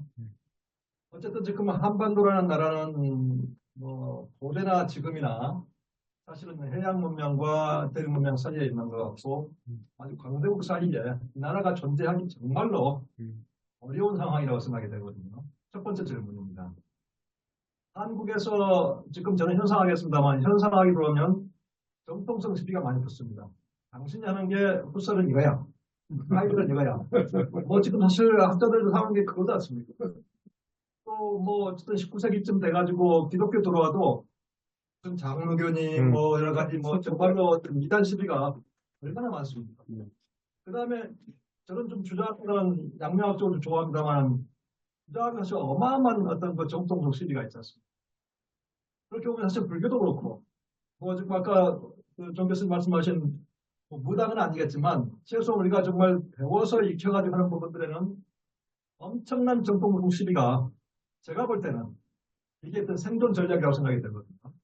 근데 이게 지금 이제 이 교수님께서는 어떤 이유인 것인지 듣고 싶고, 그다음 두 번째 질문은 언어에 관한 부분인데, 오늘 보니까 아스만이라는 그 대단히 매력적인 학자, 문화적 기억 얘기했지 않습니까? 네. 사실 문화적 기억이라는 부분이 제가 했던 현상학이라는 사회과학적 용어로는 이게 월드 세계입니다. 세계가 이게 지금 나름대로 유지돼야지 이게 어떤 식으로 하지 우리가 동해물과 백두산이 마르고 닳도록 살 수 있는 거지 않습니까? 네. 그렇다면 거기에 문화가 들어가야 되고 문화를 표출할 수 있는 언어가 중요할 것인 거고 네. 그 다음에 그 사실 문화와 언어를 가지고 기억을 할 것인 거고 그 기억 속에 뭐가 조금 정신이 남을 것인데 최근에 제가 그 호성 교수님한테 소개받은 대단히 매력적인 학자가 있습니다. 정광 교수님이라고. 네. 이분이 언어학자입니다. 한글의 언어가 이게 세종이나 세종 가족의 천재성으로 나온 게 아니다. 한국의 언어의 어떤 기본을 따라가면은 파스파 문자라고 그러거든요. 파스파 문자가 무슨 문자냐? 몽고가 제국을 거느리기 위해서 만들었던 문자입니다. 제가 그 위구르라든지 뭐 저 유럽까지 들어가야 될 것 같은데 그 파스파 문자가 사실은 다시 지금 세종을 통해서 이게 지금 이제 우리 언어가 된 거지 않습니까? 그러니까 그 당시 이제 쿠빌라이라는 어떤 그 대단히 탁월한 어떤 그 몽고 그 제왕이 있었는데 이 사람이 볼 때는 지금 만약에 중국을 다스리려면 이 몽고가 중국화 돼야 되는 것이고 또 반면에 사실은 또 몽고가 제국이니까 중국을 벗어나야 되지 않습니까? 그러면서 자기 언어를 만들었던 게 파스파 문자인데 이 파스파 문자가 왜 중요하냐? 지금 중국인들은 사실 자기 언어를 표현할 수 있는 문구어가 없습니다. 근데 지금 파스파 문자는 그것을 모든 중국어를 아주 정말 무식한 사람도 바로 배울 수 있게 했던 거거든요. 그러니까 이런 식의 뭔가 하나의 언어의 중요성이라는 부분이 전체 우리 얘기의 핵심이 돼야 되지 않느냐. 그러니까 뭐 분명히 지금 이제 아까 정수복 교수님 말씀처럼 우리는 지금 역전이 돼도 안 되고 그 다음에 공포기도 안 되는 거지 않습니까? 근데 우리의 조금 장점이라는 그런 식의 부분을 해야 되는데 아까 말씀하신 콜리드 프랑스 우리 그런 게 없어요. 근데 최소한 지금 이제 젊은 애들이 특히 뭐 이민자 같은 애들이 한국의 노래를 따라 부르고 의미를 따지고 그러면서 BTS가 이렇게 아주 크게 떴던 것이고 그러니까 이런 과정들을 거치면서 결과적으로 포코나 지금 이제 그 커델에게 얘기했던 개념 사업을 저는 사실 그 개보학이 경전의 양면이라고 보거든요. 하나의 문화가 되려면은 이게 조금 시간을 견뎌야 되고 시간 속에서 이게 언어화돼야 되고 언어를 가지고 뭐야 조금 담론을 만들어서 정치화돼야 되고 마지막에 하나의 이데올로기화 되는 것이고 이 과정을 기가 막히게 하는 데가 주자학이었습니다. 송나라 때보다 사실은 어느 나라가 더 잘 살아있었고 우리나라가 더 잘 살아있는 거지 않습니까? 그 힘으로 우리가 500년 버텼던 것이고 이런 과정을 보고 또 개보학도 마찬가지고 어떤 단절된 데 사실은 새로운 게 나올 수 있는 거지 않습니까? 이렇게 봤을 때 이러한 어떤 문화적인 기억, 그 다음에 언어, 그 다음에 이런 좀 정신의 문제 이런 것들 속에 우리의 어떤 잠재력이 있는 거 아닌가? 그 잠재력이 이러한 조금 한 4가지 용어 중에서 어떻게 이렇게 조금 상발될 수 있는 것인지 묻고 싶습니다. 아이고야. 예, 그건 일단 정통론이요. 두 가지 크게 보면 두 가지 질문을 하신 거잖아요. 네. 정통론은 이렇게 생각해요. 저는 모방하려고 했으니까 정통론 시비가 걸린 것 같아요. 네, 모방하려니까 누가 제일 모방 잘했는가 따지고 있는 거죠. 네? 그러니까 그 수준에서 못 벗어난 거죠. 네? 그래서 저는 그리고 그게 권력화됐고 그게 그러니까 이단 논쟁을 벌이면 죽일 수 있잖아요. 그러니까 그래서 이게 나온 게 아닐까. 네? 그러니까 그러다 보면 이제 새로운 게 나올 수가 없죠. 그렇게 하면 그게 이제 그걸 벗어나야죠. 이제 그렇다고 생각하고요. 이 문화적 기억의 문제는요, 굉장히 복잡해요. 복잡한데, 그러니까 제가 선생님 언어 얘기를 하셨죠. 인간이 언어 때문에 어떻게 보면 사회적 학습을 하는 거죠. 사회적 학습을 하려면 집단 기억이 있어야 되죠. 그러니까 정보를 그러니까 모아서 전수해야죠. 그 집단 기억과 집단 학습을 하는 게 사회적 학습이지 않습니까? 그게 이제 그걸 하려면 언어죠. 인간은 언어. 그러니까 인간이 언어를 가졌다는 건 뭐냐면 유발 하라리 방식으로 허구세기를 만든 거예요. 허구세기를. 실제 밖에 허구세기를 만든 거죠. 그걸 통해서 인간이 사고 실험을 할 수 있는 거죠. 그러니까 달을 가리는 손가락을 만들 수 있는 거죠. 그러니까 손가락을 보는 게 아니라 달을 볼 수 있게 되는 거고, 이런 식으로 인간이 정보 세계를 만든 거죠. 정보 세계를. 이제 이렇게 생각할 수 있을 것 같아요. 근데 선생님은 지금 이 아까 말 한글 창제가 굉장히 중요하다. 우리 거기에서. 근데 지금 조선시대 한글로 우리가 그거 학문하지는 않았잖아요. 예. 그게 이제 근대 이후에 오면서 이제 한글이 된 거고, 거기 또 기독교가 뭐 많이 했다고 그러고 뭐 굉장히 복잡할 수 있고, 그 다음에 또 한글의 기원은 또 뭐다, 이것도 굉장히 복잡할 수 있는데, 하여튼 근데 저는 거기에 덧붙여서 문제는 이 디지털이에요. 디지털. 그러니까 언어가 우리 자연어 말고 컴퓨터 언어, 그 다음에 이 두 개가 통합됐잖아요. 챗GPT를 통해서 통합됐잖아요. 이랬을 때 그러니까 어떤 일들이 벌어질까? 이건 제가 너무 앞서가는 것일 수도 있어요. 저는 이게 문명의 어디로 가는가에서 굉장히 중요한 문제라고 생각을 해요. 예. 근데 그걸 알려면 이제 어떻게 해서 여기까지 왔는가를 알 필요는 있겠죠. 그러니까 결국 하이데거가 그러니까 그랬다고 하잖아요. 인간이 언어를 사용하는 게 아니라 언어가 인간을 사용한다. 그러니까 세계의 존재. 그 세계가 언어다. 그렇잖아요. 그러니까 그렇게 우리는 생각을 했었던 거죠. 근데 이 세계가 인포스피아가 됐잖아요, 지금. 정보, 디지털 세계가 우리 생활 세계잖아요. 얘 스마트폰 가지고. 이 세계의 문명이 도대체 어떻게 될 것인가? 저는 거기에 굉장히 관심이 있어요. 그러니까 이게 문명 패러다임이 바뀌었다고 생각이 들어요. 그러니까 이 인포스피아에서의 문명이 어떻게 될 것인가? 여기는 엄청난 복제가 일어날 거라고요.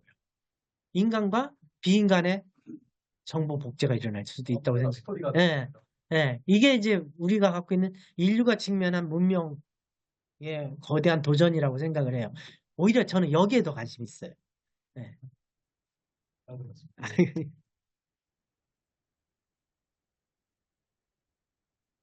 그냥 우선 저 사회과학자 아닙니까? 이제 더러 역사학자들로 배우고 싶은 게 늘 많이 있죠. 근데 사실 좀 제가 아는 이제 역사학자들하고 좀 얘기를 해보면은 제가 아쉬운 게 많았어요.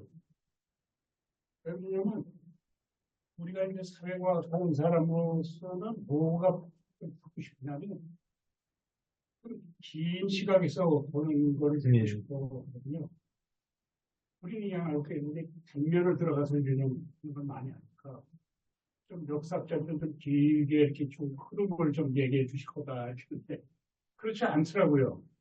어떤 뭐 시대적으로 어떤 하나를 딱 들어가지고 그것만 일생을 거쳐서 그것만 하시고 그러니까 오히려 우리보다도 지금 좀 좁으신 게 아닌가 이런 생각을 할 때가 있어요. 근데 제가 이제 김기봉 교수님 좋아하고 또 존경하고 있는 이유 중에 하나가 굉장히 길게 보시잖아요. 아마 제가 아는 역사학자 중에 제일 기신 것 같아요.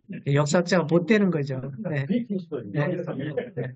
또 동서양을 그냥 다 이렇게 양쪽을 다 보시고 그래서 이제 제가 아주 좋아하고 많이 이렇게 배우는데 오늘 이제 또 이렇게 얘기하시는데 또 한 가지 더 이제 제가 좀 김 교수님한테서 제가 늘 좋은 메시지를 받고 있지만 한국사를 굉장히 이렇게 끌어안는 보듬어 안고 좋은 긍정적인 시각에서 이렇게 쓰시는 참 그게 제가 좀 좋아하는 근데 이제 오늘 말씀 듣고서 아주 굉장히 좋았어요. 네. 역시 사회와 가는 사람들이니까 이제 또 이게 현실주의라고 있었죠. 그런 시각에서 조금 이제 좀 비틀다고 할까 그런 생각이 좀 드는 대목이 있습니다. 하나의 네이션으로서의 한국, 나의 그 네이션이란 단위로서의 한국사는 또 역사적으로 조금 이제 도전과 응전이죠. 그걸 크고 작은 변화는 차이는 있지만 그렇죠. 근데 이 구조로부터 영향을 그냥 너무 많이 받을 수밖에 없어요. 예. 그런 이 한국사가 아닌가 그런 생각을 평소에도 많이 했어요. 왜? 이거는 이제 강자들 틀 속에서 있는 약자 소국이니까 늘 이 거시적인 그냥 큰 틀이 이제 늘 막 한국의 네이션과 휘저는 거기서 그래서 이제 살아남아야 되는 이런 그 국민 우리가 항상 이제 늘 그냥 그런 틀 속에서 살아남으려다 보니까는 뭐 그냥 강인한 민족성을 갖다는 생각은 틀림없을 것 같고 그게 우리가 아니고 아까 이제 또 여기 저기 표현하셨지만 저는 김 교수님이 여기서 표현하신 비헤이비어하고 액션 구분하시는 건 저도 늘 구분했습니다.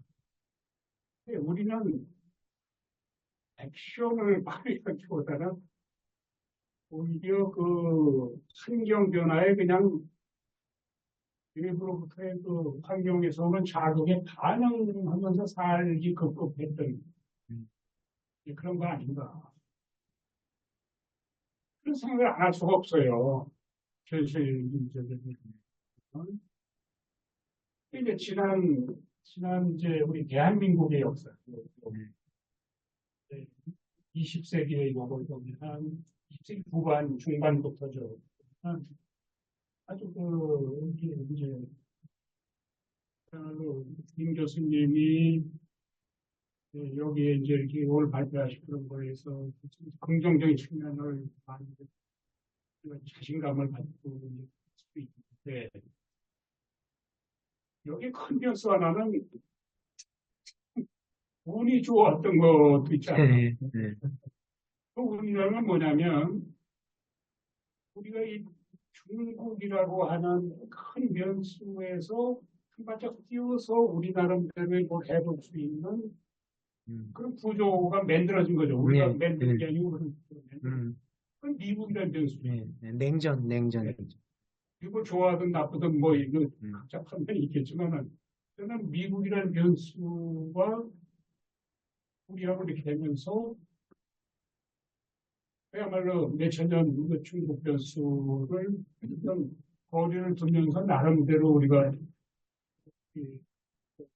그야말로 액션을 해볼 수 있는 그럴 수 있는 여지가 된 게 아니에요. 그런 생각이 들어요. 왜냐하면 이게 지금 미국의 강자니까 세계 최고 강자니까 강자가 이제 받쳐주는 거죠. 만일에 이제 청나라하고 이제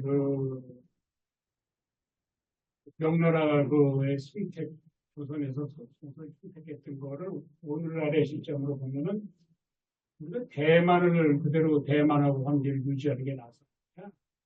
아니면 중공하고 거래를 두 가지 동안 짝을 하는 게 낫냐 하고도 좀 아까 말씀드린 대로 생각이 좀 나던데 만약에 미국이라고 하는 것이 없었다면은 우리가 어떻게 했을까? 미국이 중공하고 손잡은 거 아닙니까? 그죠? 대만을 대만을 배척한 것까지는 아니지만 속으로는 하여튼 대만 통식적으로 대만을 좀 지켜두고 중공하고 손잡은 거 아니에요. 미국이. 우리가 거기서 뭐 미국의 정책에 같이 안 할 수도 없었고 또 그 대만 친구들은 아주 그냥 한국이 좀 아주 얄미운 걸 계속 봐요 지금. 그 배반당했다는 걸 생각해요. 그 속으로. 근데 어쨌든 우리가 중국하고의 그 거래를 쳐서 실성을 많이 차렸고, 그러니까 거기도 만약에 미국 변수가 없었더라면 어떻게 했을지. 미국 변수가 없었다면은 중공을 선택했을지 대만을 선택했을지. 마치 청나라 남한산성 케이스에 그 서중화, 그 후에 서중화, 그 명나라를 이어받은 것이 강조한 것처럼 대만하고의 관계 계속 강조할지.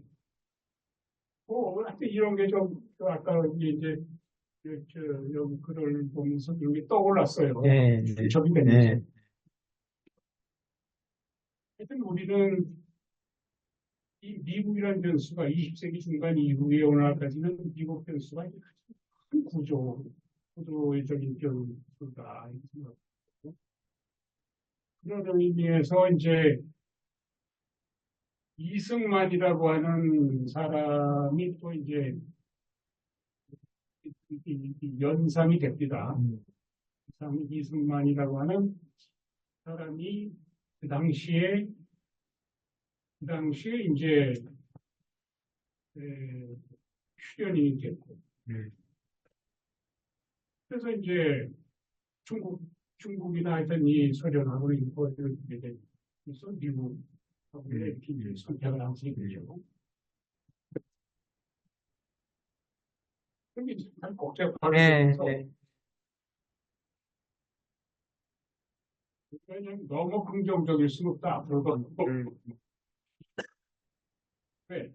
처음에 말씀드린 것처럼 구조를 넘어서는 네이션이라고 안 탈 수가 없죠.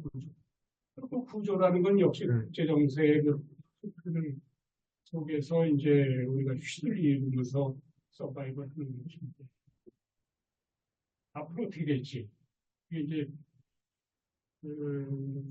김 교수님 이제 굉장히 기본은 낙관적으로 전망하시는 건 아주 기쁘면서도 좋으면서도 걱정인데요. 그리고 한 가지 아까 김영구 선생님이 이제 복제 개념이 적합하지 않을 수 있다는 말씀 주는데 저는 동감인 게 제가 이해하는 복제는 상호석이의 복제거든요. 둘리니 무슨 뭐 이거를 한 거 뽑아내는 거거든요. 복제 개념은 제가 아는 복제 개념은 그냥 똑같은 놈 복제하는 말이에요. 그러니까 거기는 변화가 있을 수가 없죠. 그래서 무슨 얘기인지는 알겠어요. 김 교수님이 복제, 번역 등등 이런 거 개념을 이렇게 보시면 하시면서 번역은 아니고 이제 이렇게 새로운 어떤 개념을 만드시는 찾아내시는 과정에서 제가 나왔는데 그거를 조금 더 고민하셨으면 좋겠습니다. 어떻게 보면 이제 이런 생각을 합니다. 그 교수님이 앞으로 정말 큰 한국문 명사의 주 대작을 써주셨으면 한 기대에서 복제 개념 말고 더 멋있는 개념을 찾아내는 게 어떻게 보면 더 아주 그 내용 자체가 좋은 결과가 나오지 않을까. 아유, 고맙습니다, 선생님. 복제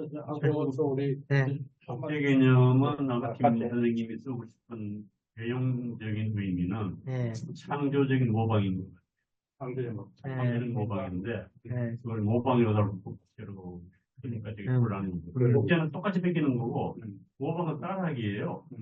그래서 모방을 해도 똑같이 못 베낍니다.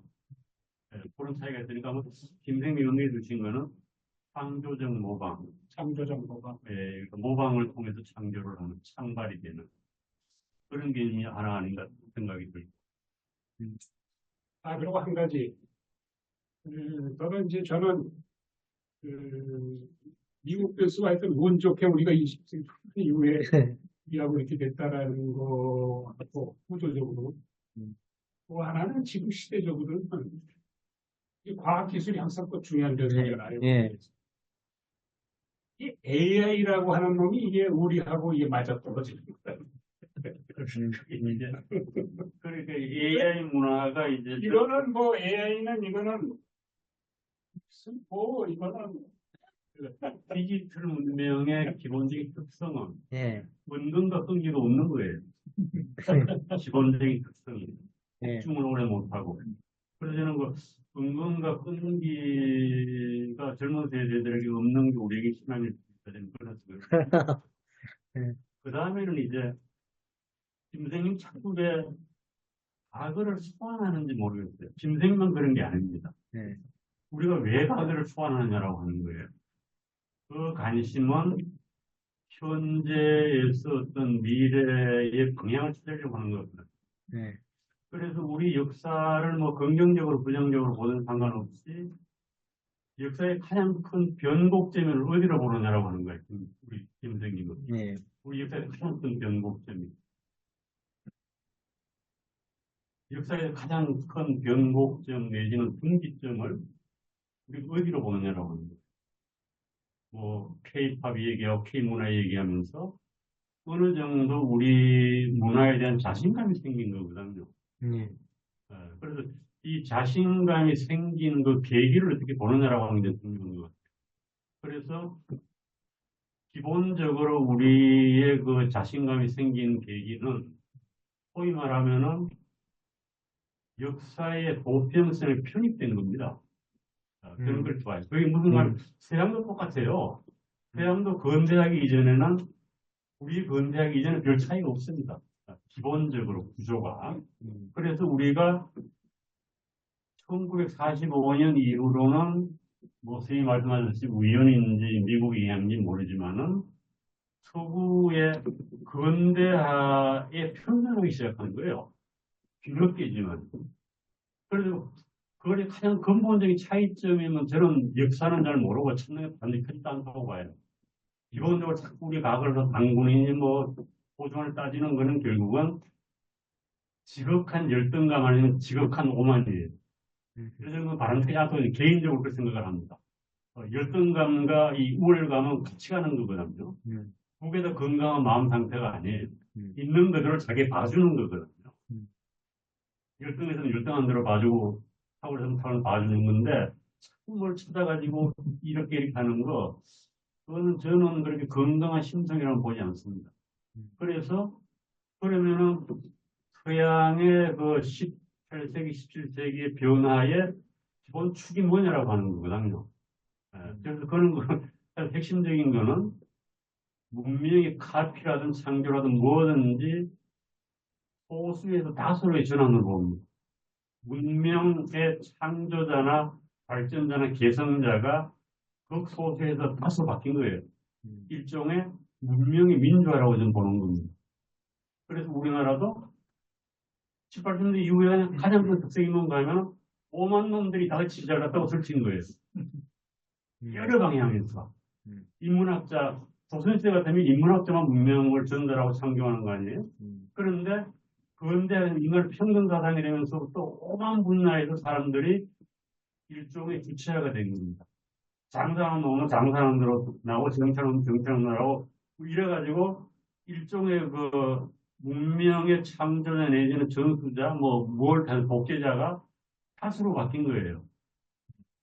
그래서 그런 거에서 어떤 그 근대적인 특성을 봐야 되지 않는가.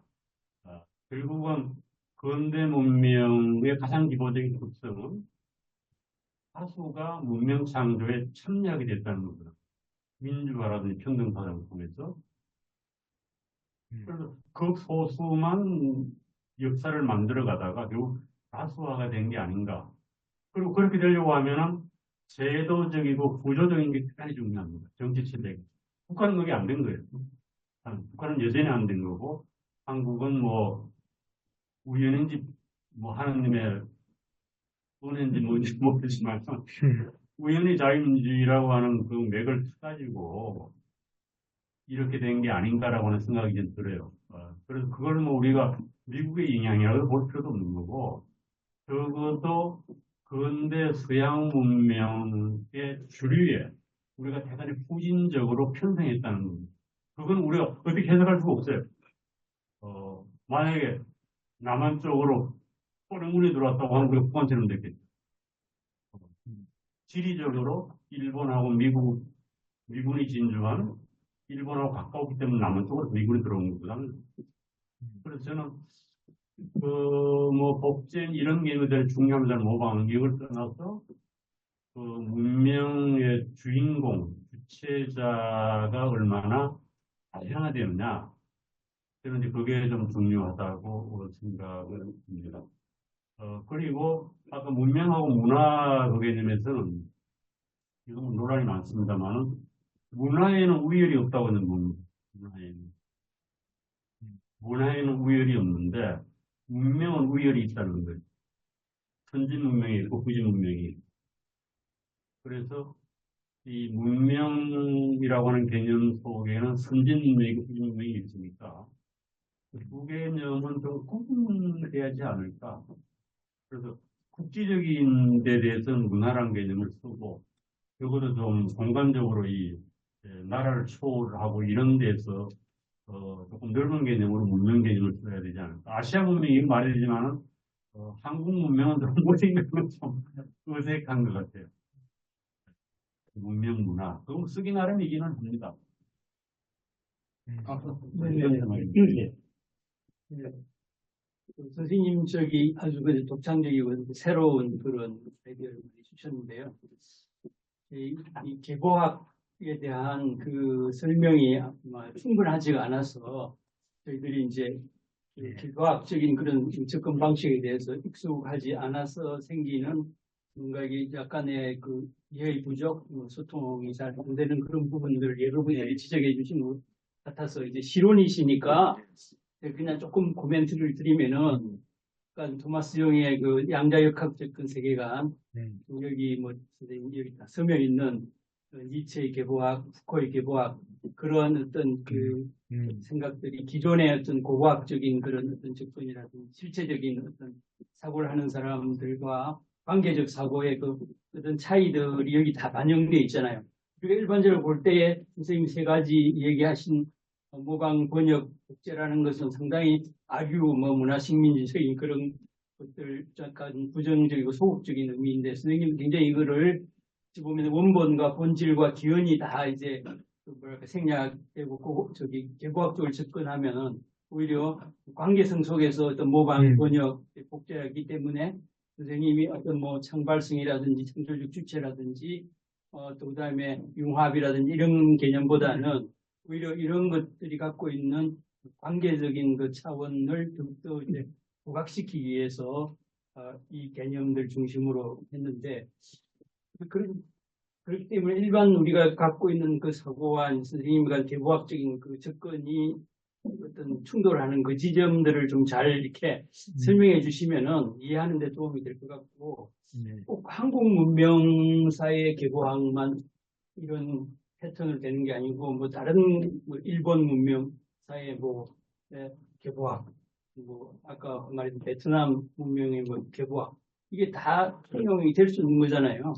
그렇다면 이 자체 갖고 있는 고유함이라는 게 상당히 상쇄된다라는 그런 생각이 들기 때문에 계보학적인 걸 너무 살리기 위해서 우리가 일반 이해를 좀 뭔가 이렇게 손상시키는 그런 어떤 지점이 있는 것 같고요. 제 질문도 하나는 너무 이제 이렇게 선생님의 접근 방식이 갖고 있는 굉장히 장점도 있는 반면에 놓치고 있는 부분이 있잖아요. 그 어떤 한국 문명사의 어떤 신청문법이 좀 여기서는 좀 배제되어 있다는 느낌 들거든요. 비문자적인 그런 어떤 문명이 있지 않습니까? 뭐 유물유적 전통, 아까 샤머니즘 뭐 그런 라든지 고인들 뭐 고분벽화라든지 굉장히 우리 어떤 문명의 흔적들이 쓰여 있는 그런 것들이 많잖아요. 그런 것보다 삼국유사, 삼국사기의 문자 중심의 문명에만 너무 것을 맞추시다 보니까 그것보다 더 뭐랄까 우리에게 중요한 그런 문명들에 대한 고찰이 생략돼 있다. 예. 그래서 좀 더 앞으로 이제 실론을 좀 더 완성시키려면은 그 부분도 같이 이제 연구가 됐으면은 더 완성도가 있는 그런 연구가 되지 않겠느냐 하는 그런 생각이 듭니다. 예. 감사합니다. 그러면은 예. 그리고 이제 아주 그 깊은 질문에 대해서는 또 천천히 하긴 하고 간단히 답할 수 종합적으로 예. 간단히 답할 수 있는 것만 하고 왜냐면 저 7시까지는 내가 식당에 가야 가지고 그래서 이제 간단히 예. 예. 그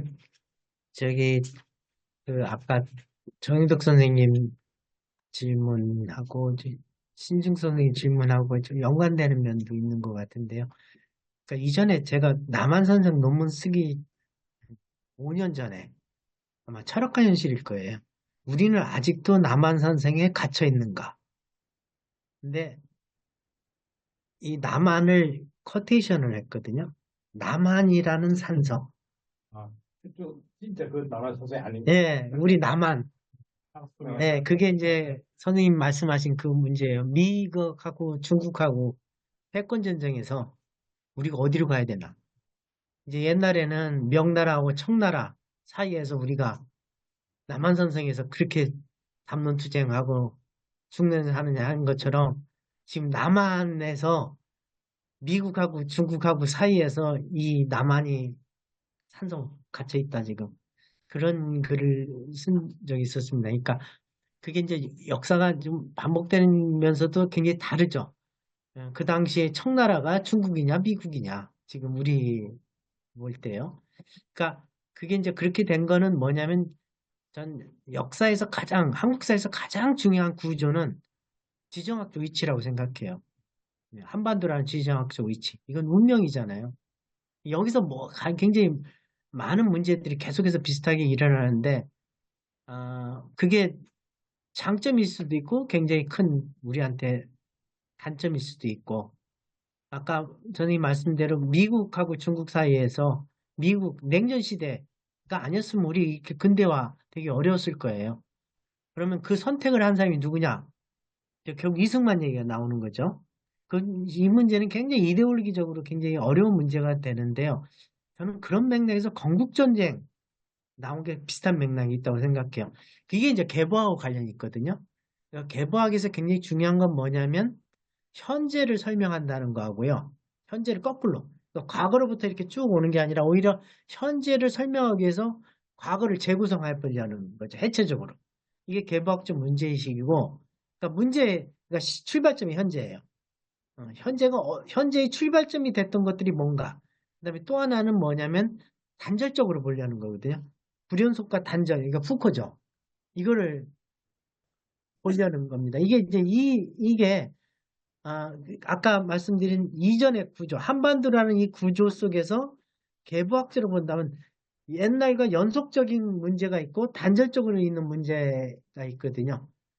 이제 거기서 우리가 어떤 선택을 해야 되느냐, 이거를 한번 해볼 수 있는 새로운 사고방식이라고 생각을 합니다. 그러니까 우리가 무조건 아까 과거를 소환하자는 게 아니에요. 개부학은 과거 소환하자는 거 아니거든요. 그러니까 과거를 소환하는 이유가 있어요. 왜 그러면 현재 문제를 이해하거나 해결하기 위해서. 왜 그러면 과거로부터 쌓였던 문제고 과거에 뭔가 힌트를 얻을 수 있으니까요. 이제 그런 건데 문제는 뭐냐면 이 상황에서 우리가 여기까지 온 거는 결국은 그 남한의 선택이죠. 결국 이성만 문제가 나오고 그러면서 이제 함재봉 원장 같으신 분은 한국인의 탄생, 한국인 만들기라는 책이 그런 식으로 나왔다고 생각을 해요. 굉장히 단절적으로 보는 거죠. 조선과 한국을 단절적으로 보는 거죠. 그게 개부학적 방식이거든요. 그러니까 근데 제 주장은 뭐냐면요. 다양하게 보자는 거예요. 그러니까 이렇게도 보고 저렇게도 보고. 그러니까 제가 하는 건 이게 정답이 아니다. 저는 한국 문명, 이른바 한국 문명사를 이런 식으로 한번 보면 어떠냐. 저는 이게 다양성이고 이걸 뭐 보편적 뭐 다원주의라고도 해도 어떻든 간에 이게 저는 진화라고 생각해요. 이게 학문의 진화는 학문 생태계가 이렇게 다양한 관점들이 나오고 다양한 사고를 하고 이런 식으로 해서 한번 이렇게 해볼 수 있는 이게 제가 맞았다는 게 아니라 이렇게 다양하게도 한번 볼 수 있지 않느냐. 이제 그런 차원으로 그냥 만족하려고 그럽니다. 그러니까 뭐 이게 뭐 큰 뭐 새롭고 엄청난 게 아니라 한번 이렇게 다양하게 생각해 보면 단절적인 것과 아니면 이전에 생각하지 않았던 것들을 한번 이렇게 새롭게 볼 수 있는 그런 차원에서 한번 이렇게 한 거지. 뭐 이걸 가지고 뭐 제가 뭐 큰 대가가 된 이건 불가능합니다. 예, 이상입니다. 그다음에 정말 안 쓰세요. 네, 그다음에 또 뭐 있는데요. 강화성 교수님 말씀. 아까 개부학 얘기하셨고, 그다음에 신축문법 얘기하셨는데요. 너무 문자에만 매몰돼. 예? 문자. 예, 그러니까 신축문법 하면서 문자에만 너무 매몰돼. 그렇지. 한국 유사 생각하기에만. 그건요, 제 영역 바뀌고 그럼 선생님이 하시면 돼요. 그러니까 그냥 이렇게도 보고, 그러니까 분명히 있을 겁니다. 이제 그렇게 하면은 또 어떻게 될까? 그러니까 이게 모든 걸 다 할 수는 없지 않습니까? 그러니까 그게 하면, 그러니까 모든 개념이라는 게 묻기도 하고, 저기 풀기도 하잖아요. 묻고 풀고 하면 누가 열려있게 하느냐. 저는 이게 중요하다고 생각하거든요. 저는 그래서 자꾸 복제라는 개념, 아까 뭐 둘리, 이게 근데 그게 계속 하다 보면 오류가 발생하거든요. 이게 진화거든요. 계속 하다 보면 똑같이 안 나와요. 무언가는 달라요. 그다음에 환경이 또 변화시켜요. 박 교수님 말씀처럼 네. 아름다운 게 어디 가지 않습니까? 네. 아름다운 것은 분명히 비언어적인 것입니다. 네. 근데 사실은 우리 문화도 그렇고 우리 역사를 이렇게 유지하려면은 그 아름다운 것을 찾아가지고 이걸 잘 이렇게 듣고 이제 보존해야 되는 거죠. 네. 이런 네. 하나의 차원도 분명히. 예. 선생님 오늘 굉장히 중요한 논점을 많이 제기해 주셔가지고요. 토론이 굉장히 활성화돼요. 아닙니다. 저는 하여튼 제가 많이 부족한데 선생님께 잘 얘기해 주셔서 뭔가 좀 또 좀 약간 미진한 거는 식당 가봤어요. 예, 고맙습니다. 예.